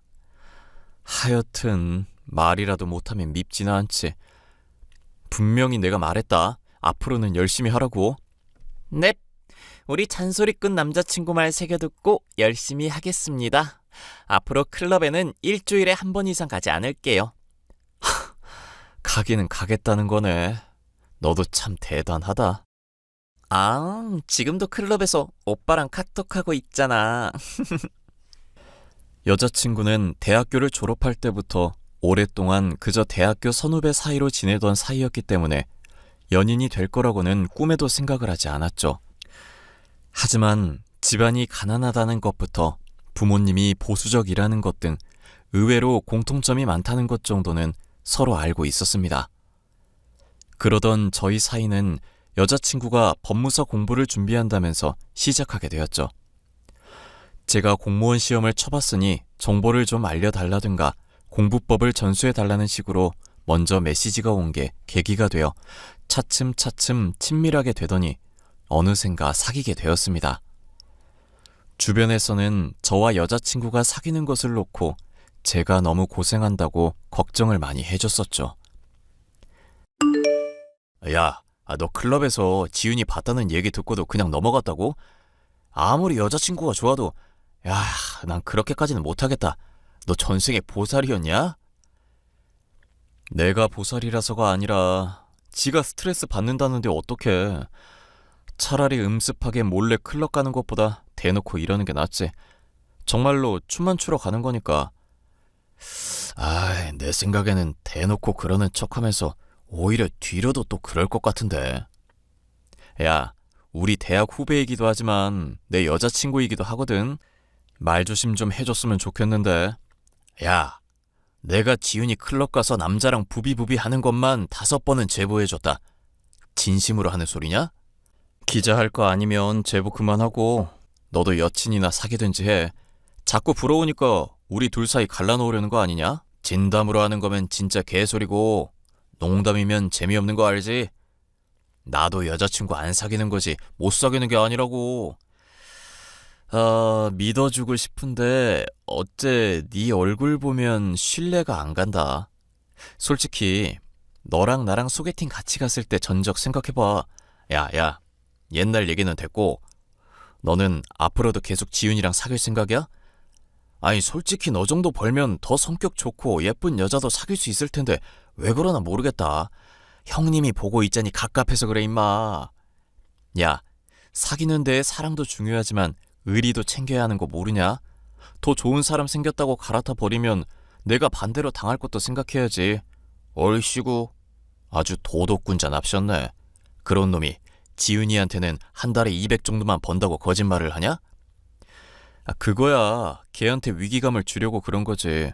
내가 한 달에 그것보다 2~3배 벌 때도 많다고 하면 그러면 걔 당장 법무사고 뭐고 공부 때려치우고 내 몫을 보조하겠다고 나서기나 할걸? 너 진짜 지윤이한테 콩깍지가 단단히 씌었구나. 네 보조를 걔가 왜 하겠냐? 그냥 시집가서 놀고 먹기나 하겠지. 이 자식이고 아직도 정신 못 차렸네. 어쨌거나 내가 거짓말을 하는 건 선의의 거짓말이니까 너 절대로 지윤이한테 알리지 마. 괜히 지윤이가 알게 되면 용돈만 더 나가고 법무사 시험도 완전히 끝장나는 거니까. 장인 장모님도 조만간 만나게 될 것 같은데 내가 물심양면으로 힘쓰고 있다는 거 어필해야 할 거 아니냐. 너 전세계 온달 공주였냐? 지윤이 법무사 만들어서 뭔 득을 보려고 그렇게까지 열심히 해? 온달 공주가 아니라 평강공주겠지. 하여튼 무식한 놈. 야, 넌 무식하고 미련한 놈이잖아. 내가 더 좋은 사람 소개해준다고 늘 노래 부르는데도 튕기는 미련한 놈. 아유. 절친인 친구와 티격태격하면서도 여자친구의 얘기를 할 때면 사실 마음이 늘 불편했습니다. 친구가 하는 말처럼 여자친구에게 제가 너무나 배려해주는 것이 많고 맞춰주는 것이 많았기 때문인데요. 그렇다고 제 말이라도 잘 듣는가 하면 그것도 아니었기 때문에 만약 결혼을 하게 되면 고생길은 훤히 열렸다고 생각하고 있었죠. 그런데 여자친구는 이 결혼에 대해서 저만큼 진지하게 생각하고 있지도 않았는지 차일피일 미루기만 하고 부모님에게 소개를 시켜주겠다는 말도 하지 않고 있었습니다. 나 너한테 솔직하게 말해서 요즘 서운한 거 많아. 네가 생일 때 내 생일 선물 안 챙겨주는 것도 넘어갔던 거 기억나지? 그것까지도 이해할 수 있는 사람이야 내가. 아이고 또 무슨 잔소리를 하시려고 이렇게 서론이 길어. 싹둑싹둑 핵심과 요점만 말하시오. 나랑 결혼하니 많이 농담으로는 얘기 자주 꺼내도 진지하게 가려고 하면 꼭 네가 화제 전환하더라. 무슨 말도 안 되는 소리야. 나도 당연히 오빠랑 결혼하고 싶지. 내가 언제 화제를 전환했다고 그래? 저번에 네가 친구 얘기 한참 하다가 네가 부케 받았다고 했었던 거 기억나지? 그래서 내가 진지하게 논의해보자고 했었더니 그러면 드레스 입어야 하는데 하면서 화제 전환했잖아. 살 빼야 하는데 필라테스 학원 좀 끊어달라고 하고 레깅스도 하나 장만하게 해달라면서 말 돌리는 거 훤히 보였는데? 이야, 눈치챘어? 오빠 나랑 사귀면서 은근히 눈치가 좋아졌어? 하도 노골적으로 그래서 눈치 없는 나도 알겠더라. 대체 왜 내가 싫은 건데? 아니면 뭐 다른 남자라도 생겼나? 사실 내가 누군가랑 사귀고 있는 거 부모님이 알아차리셨거든. 그런데 친척들이 있는 자리에서 막 갑자기 나를 추궁하시는 거야. 나는 그때 아이스크림 먹고 있었는데 뭐 먹을 때 말 걸면 내가 버벅거리기도 하고 당황하는 거 알지? 그래서 뭐가 어떻게 됐길래 앞부분이 이렇게 길어? 나보고 본론부터 얘기하라고 했으면 본인도 모범을 보이셔야죠? 아빠한테 오빠가 사실 건축회사 사장이라고 그랬어. 뭐? 내가 건축회사 사장이라고? 그게 뭔 소리야? 나 그냥 프리랜서로 이 일 저 일 닥치는 대로 하는 사람인데? 원래 프리랜서도 많이 벌면 개인 사업자로 등록한다고 하잖아. 그런 거 생각하면 오빠가 사장이라는 것도 영 거짓말은 아니지 않나? 그리고 나무든 돌이든 철근이든 뭔가를 짓는 건 건축이니까 그것도 말이 되는 소리고. 아, 그럼 내가 앞으로 너 법무사 일 배우고 있다고 해도 되겠네? 어찌됐건 법무사 공부하고 있는 거고 법무사 일에 관련된 거니까 법무사 일 배우는 거잖아. 그렇지? 아니, 오빠 열받아서 또 비꼬아대지 좀 말고. 친척들이 있으니까 나도 당황해서 어쩔 수 없이 말이 그렇게 나온 거잖아. 어쩔 수 없이 말이 나와도 적당선이라는 게 있는 법이야. 나중에 아버님 어머니랑 마주하게 됐을 때 내가 거짓말이라도 하라는 거야? 난 그렇게까지 해서 결혼하고 싶은 마음은 없는데? 헐, 오빠, 나 사랑하지 않는 거야? 사랑한다고 그러더니 완전 입에 발린 말이었다 이거네? 사랑하는 건 사랑하는 건데 거짓말 하면서까지 인정받고 싶진 않다고. 애당초 건축회사 사장이면 명함도 있어야 할 거고 직원들도 있을 거 아냐. 에이, 사장이라고 해서 꼭 직원이라는 법 있나? 음식점 사장님도 혼자서 일하는 사람들 많은데 사장님이라고 부르지 다르게 불러? 오빠가 목수일 하는 것도 따지고 보면 건축일이고 직원 없이 혼자서 해도 사장인 건 맞다니까? 그래서 나한테 하고 싶은 얘기가 뭔데? 쇳불도 당김에 빼랬다고 아빠랑 엄마가 날짜 괜찮은 날로 근사한 식당 하나 잡아놨거든? 예약은 오빠가 준 카드로 했으니까 그런 줄 알고. 진짜 뻔뻔하다 뻔뻔해. 이 와중에도 내 카드는 악착같이 썼구나. 뻔뻔한 게 또 내 매력이잖아. 그날 나만큼 아니 나의 반의 반만큼만이라도 제발 좀 뻔뻔하게 굴어줘. 마인드 컨트롤 잘해서 아빠랑 엄마한테 점수 제대로 따라고. 알겠지? 예비 장인과 예비 장모가 될지도 모를 사람에게 첫 만남부터 거짓말을 해야 한다니 도저히 내키지 않은 일이었는데요. 만약 꼬치꼬치 물어보면 그냥 있는 그대로 자세하게 털어놔야겠다고 생각을 하고 있었습니다. 그런데 다행인지 불행인지 여자친구의 부모님은 저에 대해서 자세히 묻지 않고 그냥 식사하면서 의례적인 질문만을 던지실 뿐이었죠. 오늘 아버님이 나 보는 눈빛 보니까 아주 마음에 드는 모양이던데? 우리 결혼하는 거 아무런 문제 없이 잘 진행되겠다. 아니 큰일 났어 오빠. 완전 지금 비상사태라고 비상사태. 아버님이 내 직업 물어보지도 않아서 거짓말할 일도 없었잖아. 그리고 마음에 드시는지 불편한 질문은 피해주시고. 그렇게 불편한 질문을 안 할 사람이 아니니까 문제지. 그냥 마음에 안 들어서 앞으로 안 보려고 생각하고 있어서 그렇게 한 거야. 정말 마음에 드는 사람이었으면 불편한 질문 마구마구 던졌을걸? 어? 아무리 그래도 아버님 인상이 그렇게까지 보이진 않던데. 네가 아버님을 너무 나쁘게만 보는 건 아니고? 아빠 원래 꽉 막히고 말 안 듣는 사람이야. 그러면서도 내가 좋은 곳에 시집가길 바라는 사람이라 깐깐하기 그지없기도 하고. 나중에 그럼 아버님이랑 식사 자리 한번 다시 갖자고 말씀드려봐. 나도 말씀 못 드린 내용들이 많으니까 제대로 설득해보게. 알겠어. 그래도 이거 하나는 명심해. 난 오빠 어떤 일이 있어도 안 버릴 거라는 거. 아빠 버려서라도 내가 꼭 오빠랑 결혼하려는 거 알고 있지? 자리는 내가 조만간 마련해 볼 테니까 걱정 말고. 저는 여자친구가 자신의 아빠와 조만간 만남을 가지게 해줄 거라는 말을 듣고 기다리고 있던 중 난데없이 저의 목공소에 방문한 여자친구 아빠에게 따귀를 얻어맞게 되었습니다. 얼얼한 볼을 붙잡고 황당한 얼굴로 바라보고 있었는데 의기양양한 기세로 저를 때려놓고도 제가 이게 무슨 짓인가 하는 표정으로 노려보자 움찔하는 사람이었죠. 지금 이게 무슨 짓입니까? 다짜고짜 사람을 패다뇨. 대체 뭐 하시는 분이십니까?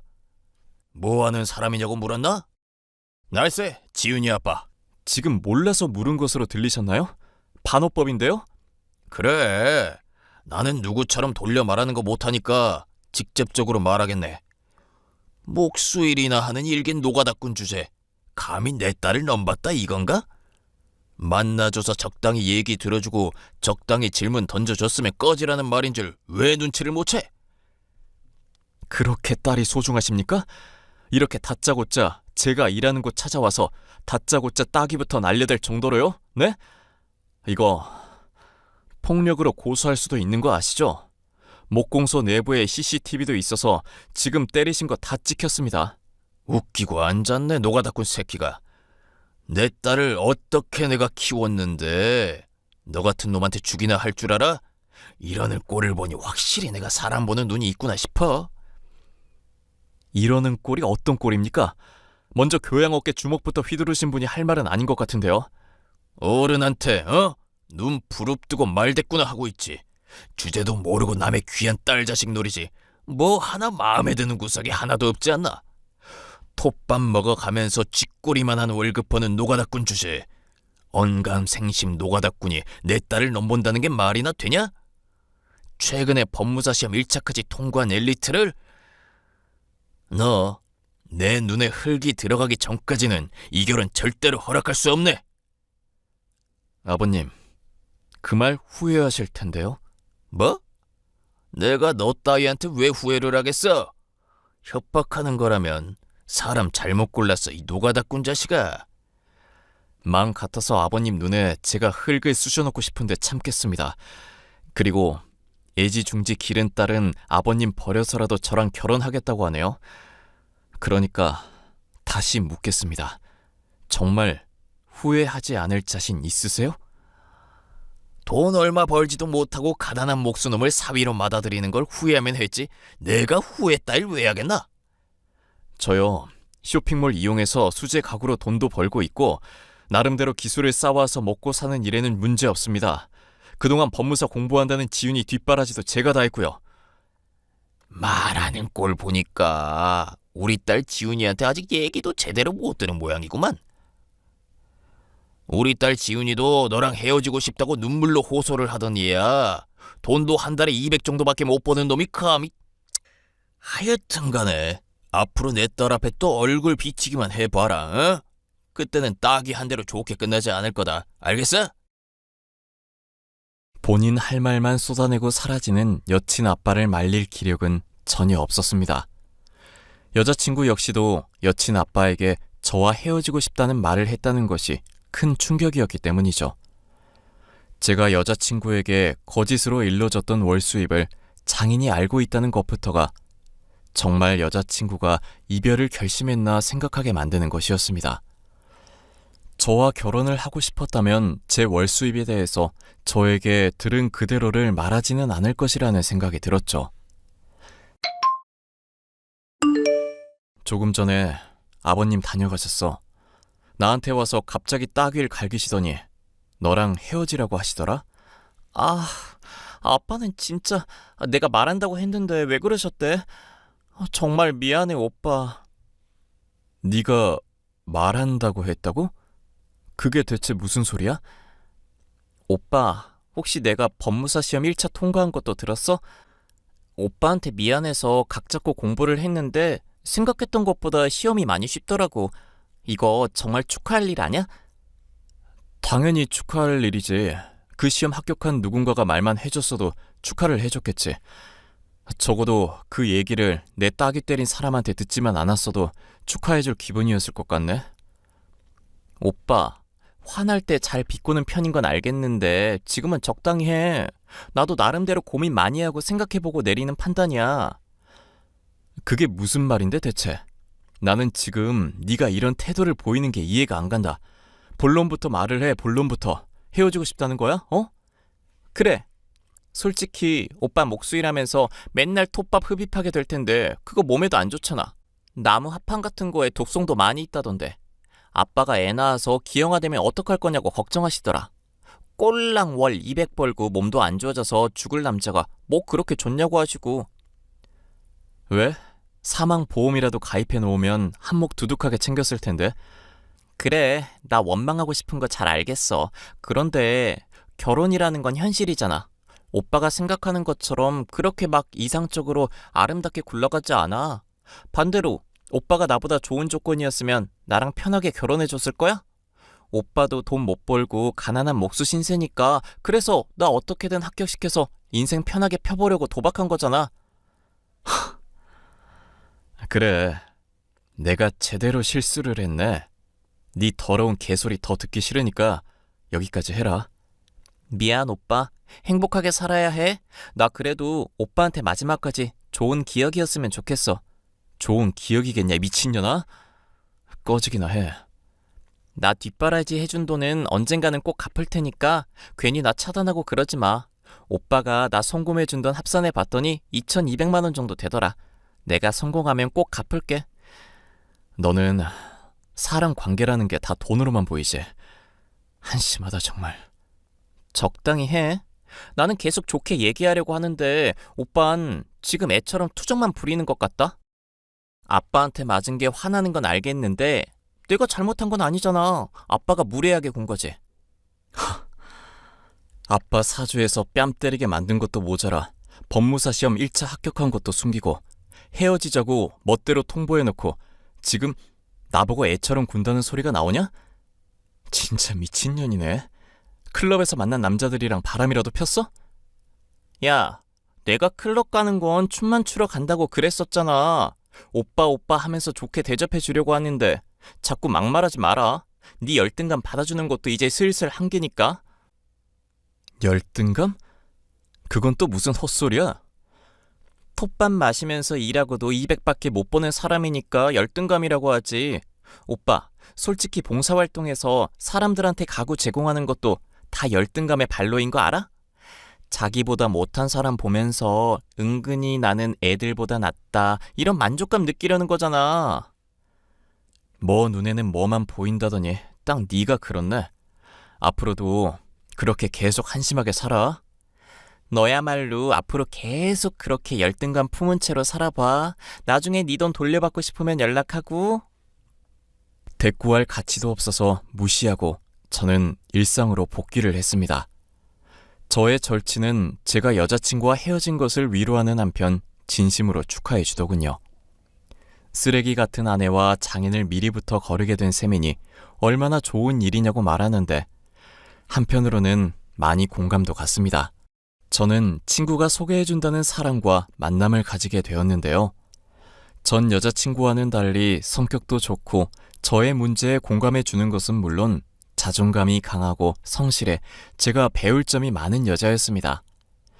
여자분 역시도 저에게 호감을 가지고 있었고 저의 고백을 통해 사귀는 사이가 되었는데요.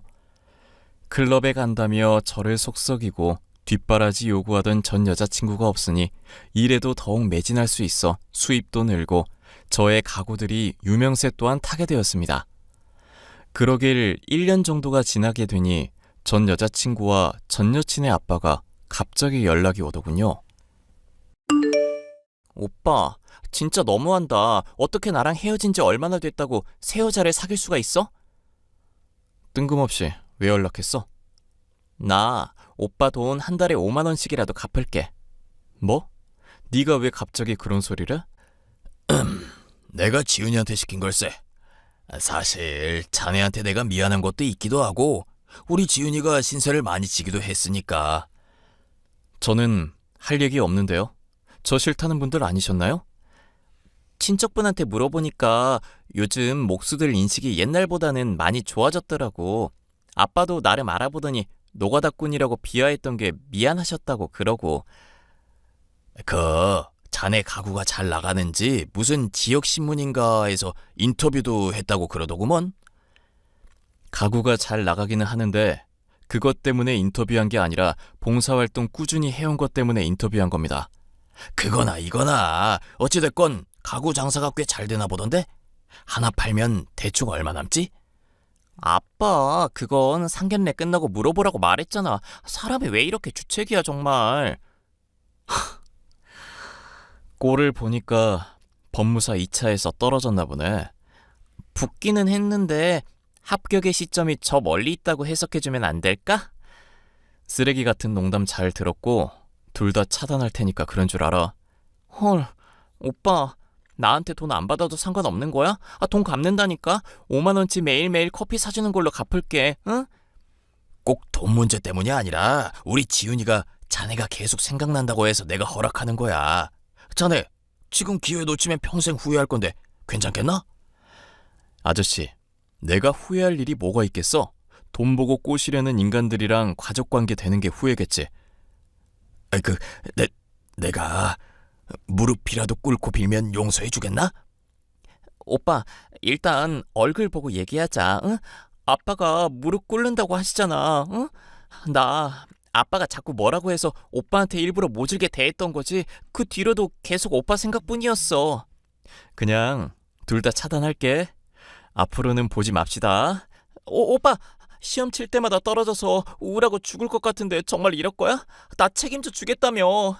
혹시 원래부터 돈 잘 벌었는데 나 떼어놓으려고 돈 못 번다고 거짓말한 거 아니야? 여자가 한을 품으면 온유월에서 서리가 내리는 거 알지? 그렇게 해보시든지. 난 하나도 안 무서우니까. 이러고도 오빠 인생이 순탄하게 풀릴 것 같아? 내가 어떻게 하는지 두고 보는 게 좋을 거야. 그렇게 저는 지독한 전 여친과 전 여친의 아빠를 차단해버리고 영영 떼어놓게 되었습니다. 이 일로 제게 앙심을 품은 건지 이후로도 1년 가까이 제 가구에 대해 허위로 리뷰를 작성하고 소비자 보호센터에 허위로 신고를 하는 등 영업에 방해까지 하더군요. 저는 친구와 현재 여자친구의 도움을 받아 증거를 모았고 제가 당했던 폭행이며 지원해줬던 경제적 지원을 돌려받는 문제까지 묶어 한꺼번에 소송을 진행하고 있습니다.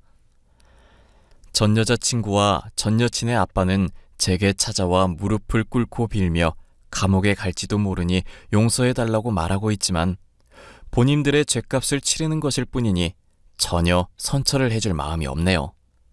사연 끝까지 들어주셔서 감사합니다.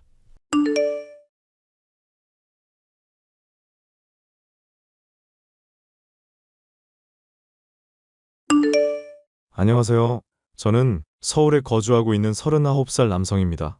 3년 전에 이혼했고 지금은 마음 맞는 좋은 사람 만나 친구 같은 연인 사이로 지내고 있어요. 현재 대기업에서 과장으로 근무하고 있고 제가 왜 이혼하게 됐는지 여자친구에게 이야기해주니 사연으로 보내보면 많은 공감이 될 것 같다 해서 이렇게 글을 써봅니다. 여자친구도 저와 비슷한 아픔을 가진 사람이에요.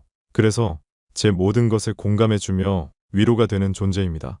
전처와는 정말 상상도 못할 이유로 이혼을 했는데요. 지금 생각해도 그 여자는 제가 알고 있는 사람 중 제일 파렴치한 사람이 아닌가 싶습니다. 어떤 사연인지 궁금하시죠? 그럼 지금부터 제 기막힌 이혼 사연을 시작해 보겠습니다. 형, 나 한국 왔어. 결혼할 수 있게 도와줘서 고마워. 이게 다 형 덕분이야. 신혼여행은 잘 다녀온 거야? 형 덕분에 일하느라 정신없는데 괜히 짐이 된 것 같아 미안하네. 평생 형한테 받기만 해서 미안해서 어떡하지? 그런 소리 하지 마. 네가 행복했으면 된 거야. 부모님도 안 계신 마당에 당연히 내가 챙겨야지. 와이프도 고맙게 생각하고 있어. 우리도 없는 형편의 쪽에서 한다고 고민했는데 형이 집값도 보태주고 해서 여러모로 수월해졌어. 부모님이 돌아가시면서 네 몫으로 남겨두신 건데 당연히 이럴 때 써야지. 그나저나 형은 만나는 사람 없어? 나도 30 넘어서 결혼한 건데 형은 내일 모레 40 되는 사람이 언제 결혼하려고 그래?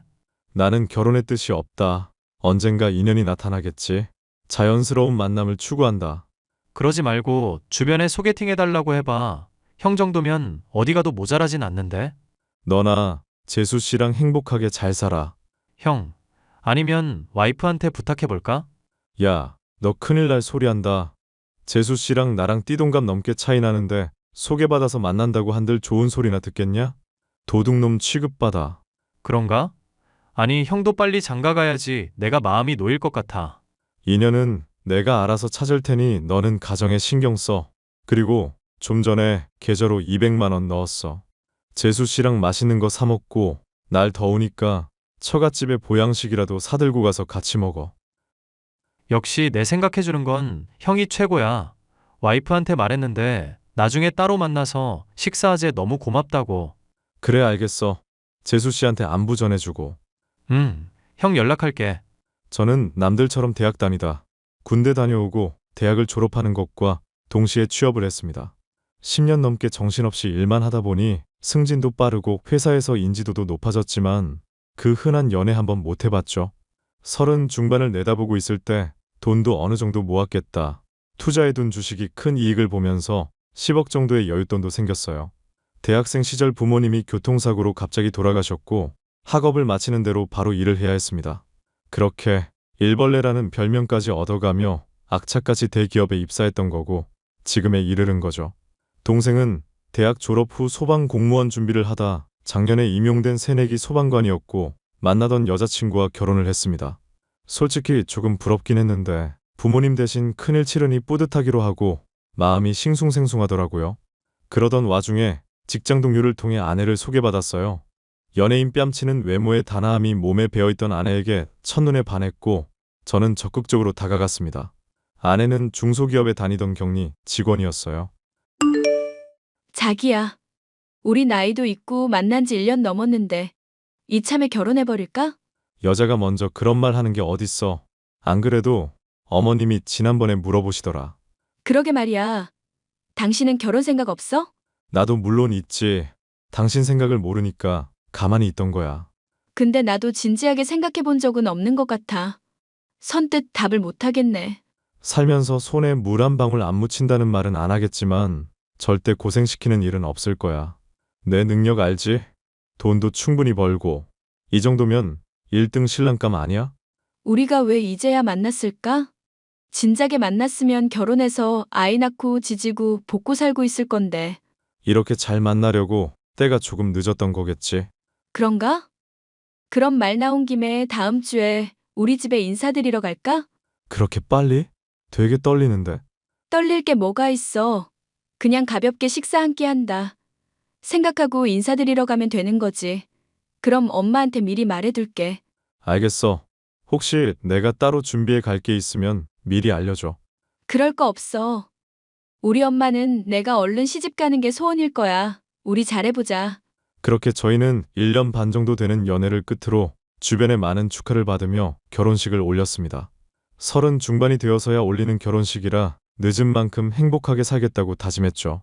자녀 계획도 세우면서 아내는 회사를 그만두었는데 가만히 있으니 좀이 쑤신다며 집 근처에서 카페 알바를 시작했습니다. 이때까지만 해도 성실한 사람이구나, 참 마음 씀씀이가 좋은 사람이구나 싶었어요. 집에서 살림만 하며 살아도 제가 돈을 벌면 그만이니까 문제될 게 없었거든요.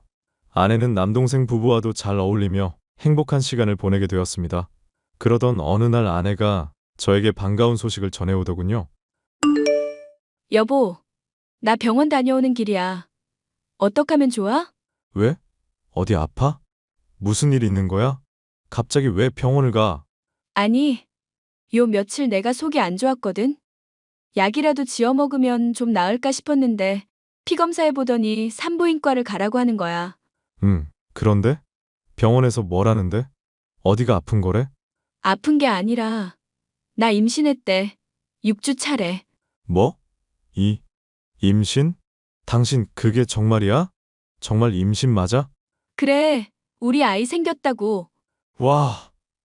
그럼 나 아빠 되는 거지? 내가 아빠라니 정말 안 믿긴다.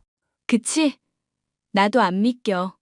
아직 너무 초기라 아기집만 겨우 보여. 이럴 게 아니라 주말에 당장 아기용품 사러 가자. 아이고, 팔불출.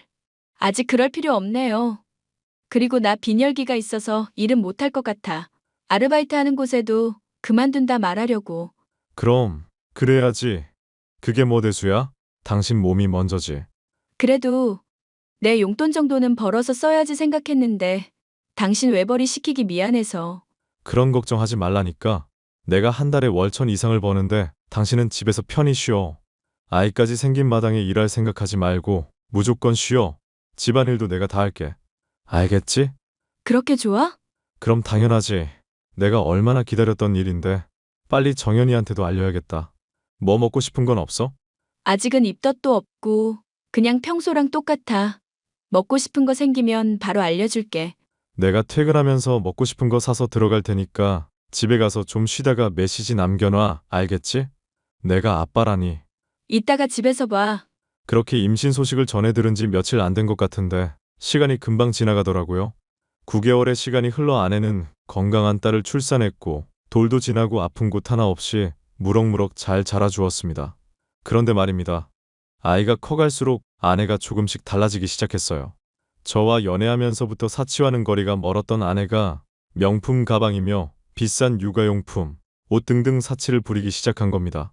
육아에 전념하느라 스트레스가 이만저만 아닐 걸 알아서 그냥 내버려 뒀지만 틈만 나면 쇼핑을 해대는 바람에 집에는 쓰지도 않는 물건들이 즐비하게 되었죠. 점점 과해지는 소비에 걱정도 됐지만 주변 사람들에게 물어보니 육아 스트레스 후유증 같은 거라 하길래 그냥 내버려 뒀습니다. 제가 돈이 없는 것도 아니고 이 정도는 아내를 위해서 얼마든지 쓸 수 있겠다 싶었으니까요. 그러던 어느 날 아내가 상여금이나 보너스에 관심을 두기 시작하면서 제 의구심은 점점 커져갈 수밖에 없었어요. 나쁘게 말하면 집에서 아이 보면서 돈을 펑펑 써대기 바빴는데 어떤 달엔 카드값이 500만 원이 넘게 나올 때가 있었으니까요. 그래도 제 아이 낳고 키워주는 고마운 상황이니 이해하려고 했지만 아이에게 소홀한 것 같기도 해서 그 의구심은 더욱더 커져갔죠. 여보, 이번에 성과급 얼마나 나왔어? 왜? 무슨 일 있어?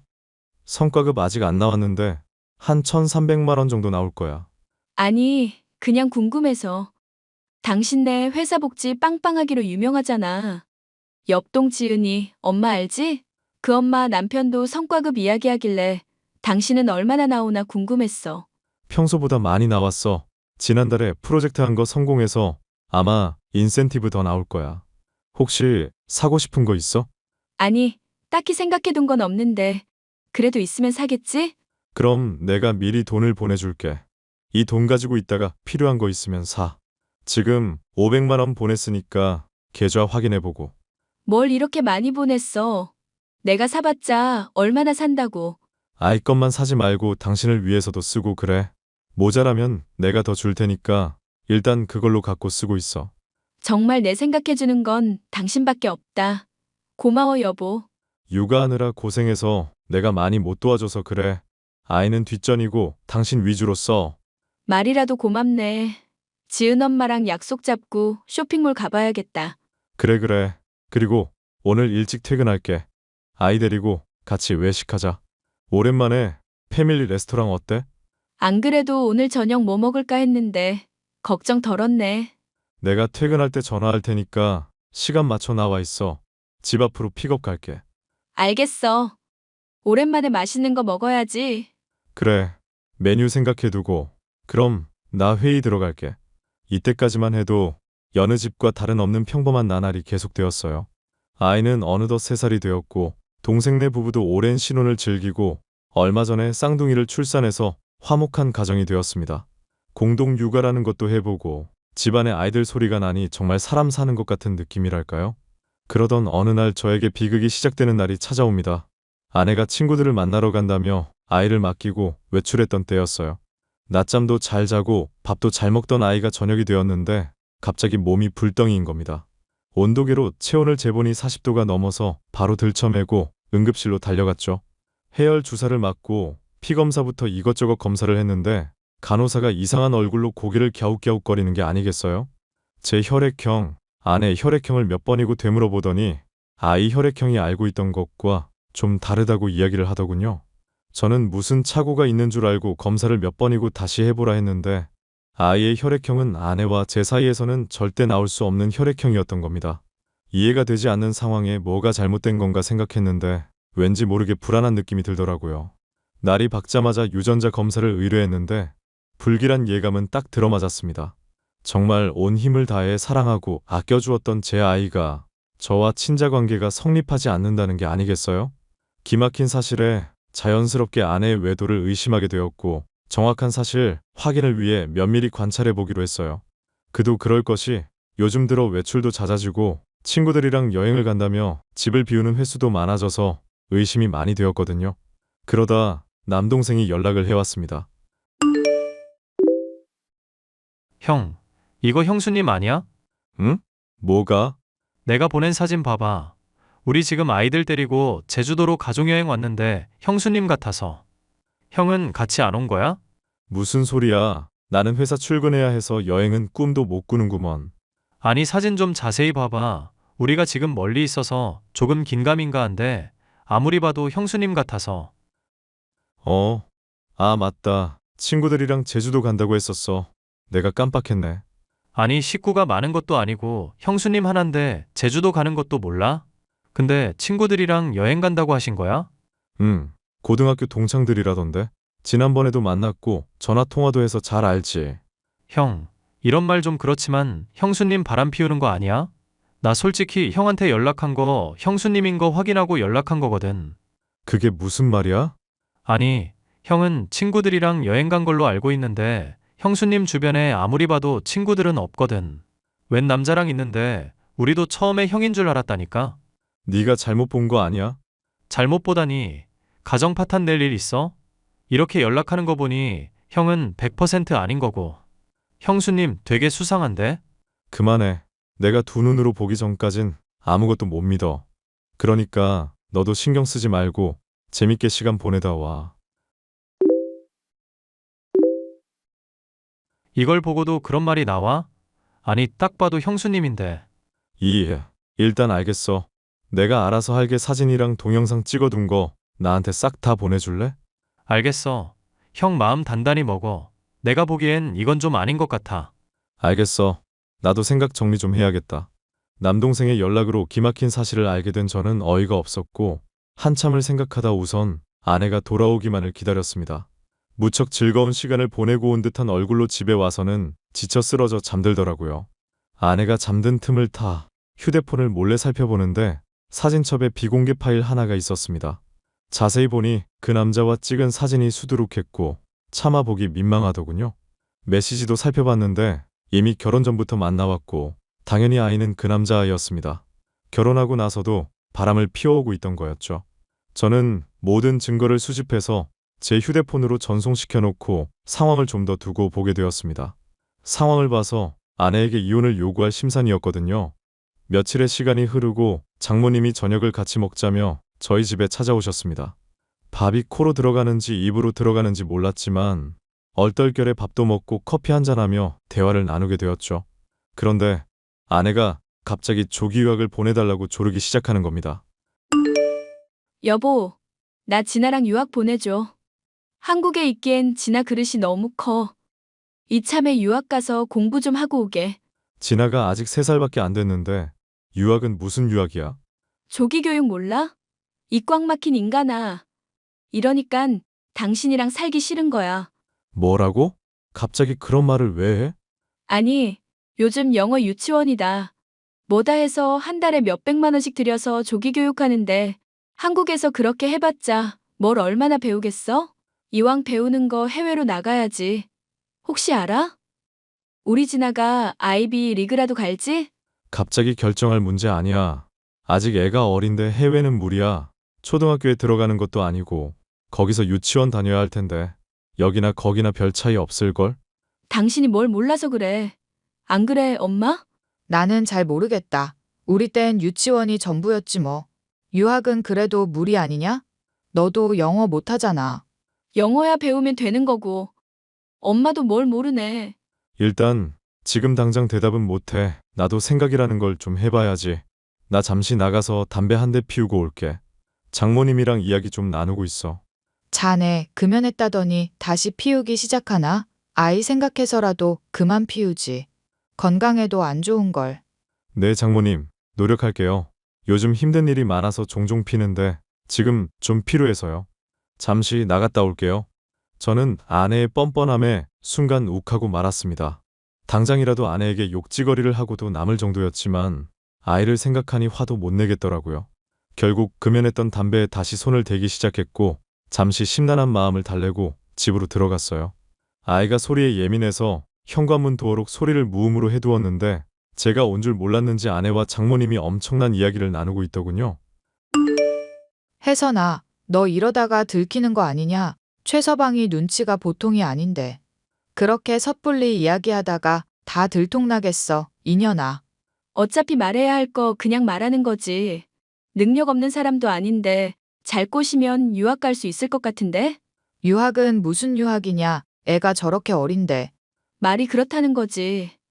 유학 간다고 해놓고 서로 눈치 안 보고 즐길 건 즐겨야지. 그나저나 너 끝까지 안 들킬 자신 있어? 네가 입 다물라고 해서 조용히 있다마는.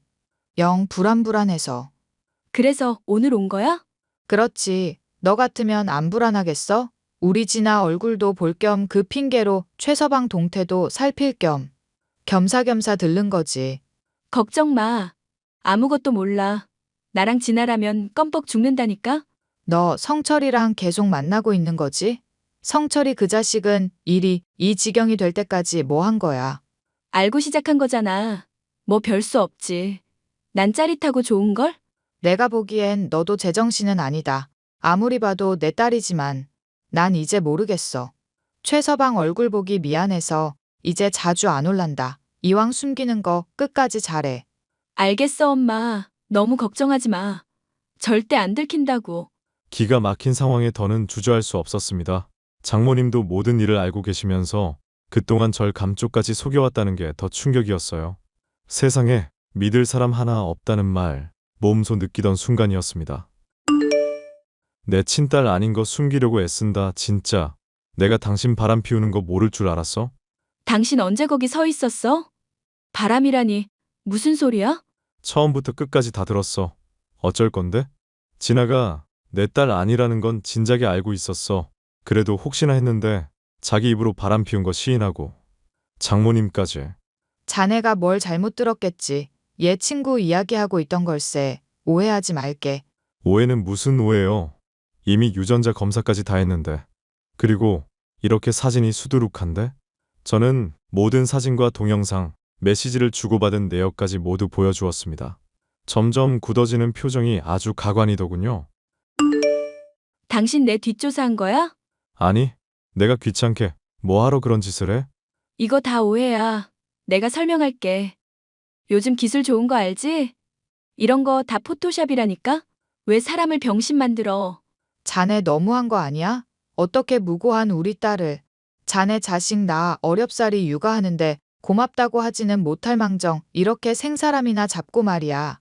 아, 이제야 본색을 드러내시네요. 언제까지 숨길 참이었어요? 유전자 검사 결과 친자가 아니라는데 이래도 바람 피운 게 아니에요? 그럼 뭐 애는 혜선이가 혼자 만들었답니까? 아, 아니 그게 아니라 내 말은. 다 필요 없습니다. 바람 피운 거 다 알게 됐고 진아도 내 딸 아닌 거 사실 확인했고 장모님도 알고 계셨으면서 제 앞에서 입 다물고 계셨던 거 정말 뒤통수 제대로 치시네요. 그래서 이혼이라도 하게? 진아는 어쩌고? 당연히 이혼해야지. 너같이 더러운 년이랑 어떻게 살아? 진아는 내 자식도 아닌데 내가 보살펴야 할 이유가 있어? 어떻게 사람이 그렇게 모질어? 그래도 진아한테는 그러면 안 되지. 내가 진아한테 더 악한 감정 품기 전에 죄 없는 애 팔면서 감정 노름하지 말고 깔끔하게 이혼하자. 내가 그냥 이혼할 것 같아? 난 이 이혼 인정 못해. 맞소송할 거고 양육비며 위자료며 다 받아낼 거야. 애 딸린 불륜녀 주제 말도 많네. 해볼 수 있으면 어디 해봐. 저는 곧바로 변호사를 선임해 이혼 소송에 들어갔고 아내도 맞소송을 준비했지만 제가 가진 증거가 워낙 명백해서 당연하게 승소했습니다. 되려 아내에게 위자료 3천만 원 받아내고 깔끔하게 이혼했어요. 먼저 짐 싸서 아이 데리고 보란 듯이 그 남자한테 가더라고요. 어이없는 결혼 생활의 종지부를 찍고 엄청난 허탈감에 한동안 정신 차리기 어려웠습니다. 그렇게 저는 다시 일에 매진하며 살았어요. 하지만 뭐가 그렇게 미련이 남았는지 아내는 저에게 아이를 핑계로 종종 연락을 해댔습니다. 여보, 잘 지내? 뭐? 여보? 이혼한 지가 언젠데 아직도 내가 네 여보야? 말 똑바로 안 해? 왜 그렇게 날이 섰어? 서운하게 왜 그래? 서운? 지금 그게 말이라고 해? 당신 처지를 좀 생각해. 이혼한 사이에 이렇게 연락 주고받는 거 난 원치 않으니까 더 이상 연락하지 마. 진아 보고 싶지 않아? 언제든지 보러 와도 돼. 진아가 내 친딸이 아니라서 그런가 별로 보고 싶지 않은데? 그동안 같이 지낸 시간이 있는데도 친자식 아니라고 하니까 정이 뚝 떨어지던데? 어쩜 그렇게 매정하니? 그래도 네 딸이었는데. 친자 무효 소송했잖아. 이제 내 호적에서 완전히 너희 둘은 지워진 상태야. 아, 이혼했다는 건 기록에 남겠네. 정말 그렇게 나올 거야? 당신은 예전이 그립지도 않아? 그리울 게 따로 있지. 나한텐 너랑 함께했던 그 시간이 정말 지옥 같았어. 진아가 친딸이 아니라는 거 알고 나서는 더더욱. 정말 너무한다. 너무한 건 너지. 생각을 해봐. 내가 진아 불덩이였을 때 응급실 간 거. 너 그때도 그 남자 만나고 있었지? 제 자식은 아파서 누워있는데 엄마라는 사람은 바람 피우느라 지 앞가림도 제대로 못하고. 뭐가 어째? 당신 말이 너무 심하네. 사랑이 무슨 죄야? 사랑하는 게 죄는 아니지. 근데 너는 진아한테 죄 지은 거나 다름없어. 나중에 커서 진아가 왜 아빠 없냐고 하면 그땐 뭐라고 할래? 네 앞날이 아주 어두컴컴하다 못해 보이질 않네. 와, 진짜. 말을 꼭 그렇게 해야 해? 닥쳐. 이년아, 너랑 말싸움할 시간도 아깝거든? 앞으로 나한테 한 번만 더 연락하면 스토킹으로 신고해버릴 거니까 네 할 일 하면서 알아서 살아. 돈 필요한 모양인데 필요하면 벌어서 써야지. 너 나랑 살면서 산 가방이랑 옷만 팔아도 2달 생활비는 나오겠다. 그럼 안녕. 뭐? 아무런 죄가 없는 아이를 생각하면 가슴이 아프긴 하지만 뭐 어쩌겠습니까? 저런 파렴치하고 아나무인인 여자와 친자식이 아닌 아이를 데리고 평생 살 수는 없는 노릇이잖아요. 저는 아내의 연락처를 차단했고 그렇게 2년이라는 시간이 흘렀습니다. 현재는 이혼의 아픔을 극복하고 좋은 인연을 만나 행복한 시간을 보내고 있어요. 동생네 부부는 얼마 전에 둘째를 출산해서 벌써 아이가 셋이고요. 우연히 듣게 된 이야기인데 아내는 그 남자와 헤어지고 홀로 아이를 키우고 있다고 하네요. 아이가 나중에 자라서 상처받지 않고 꿋꿋하게 이 힘든 사회를 잘 견뎌나갔으면 하는 바람입니다. 저는 저대로, 아내는 아내대로 각자의 위치에서 잘 사는 게 지금으로서는 최선인 것 같네요. 제 사연은 여기까지고요. 제 기막힌 이혼 사연 어떠셨나요? 많은 공감이 되셨으면 제 앞날을 위해 응원의 댓글 부탁드리겠습니다. 제 이야기 들어주셔서 감사합니다.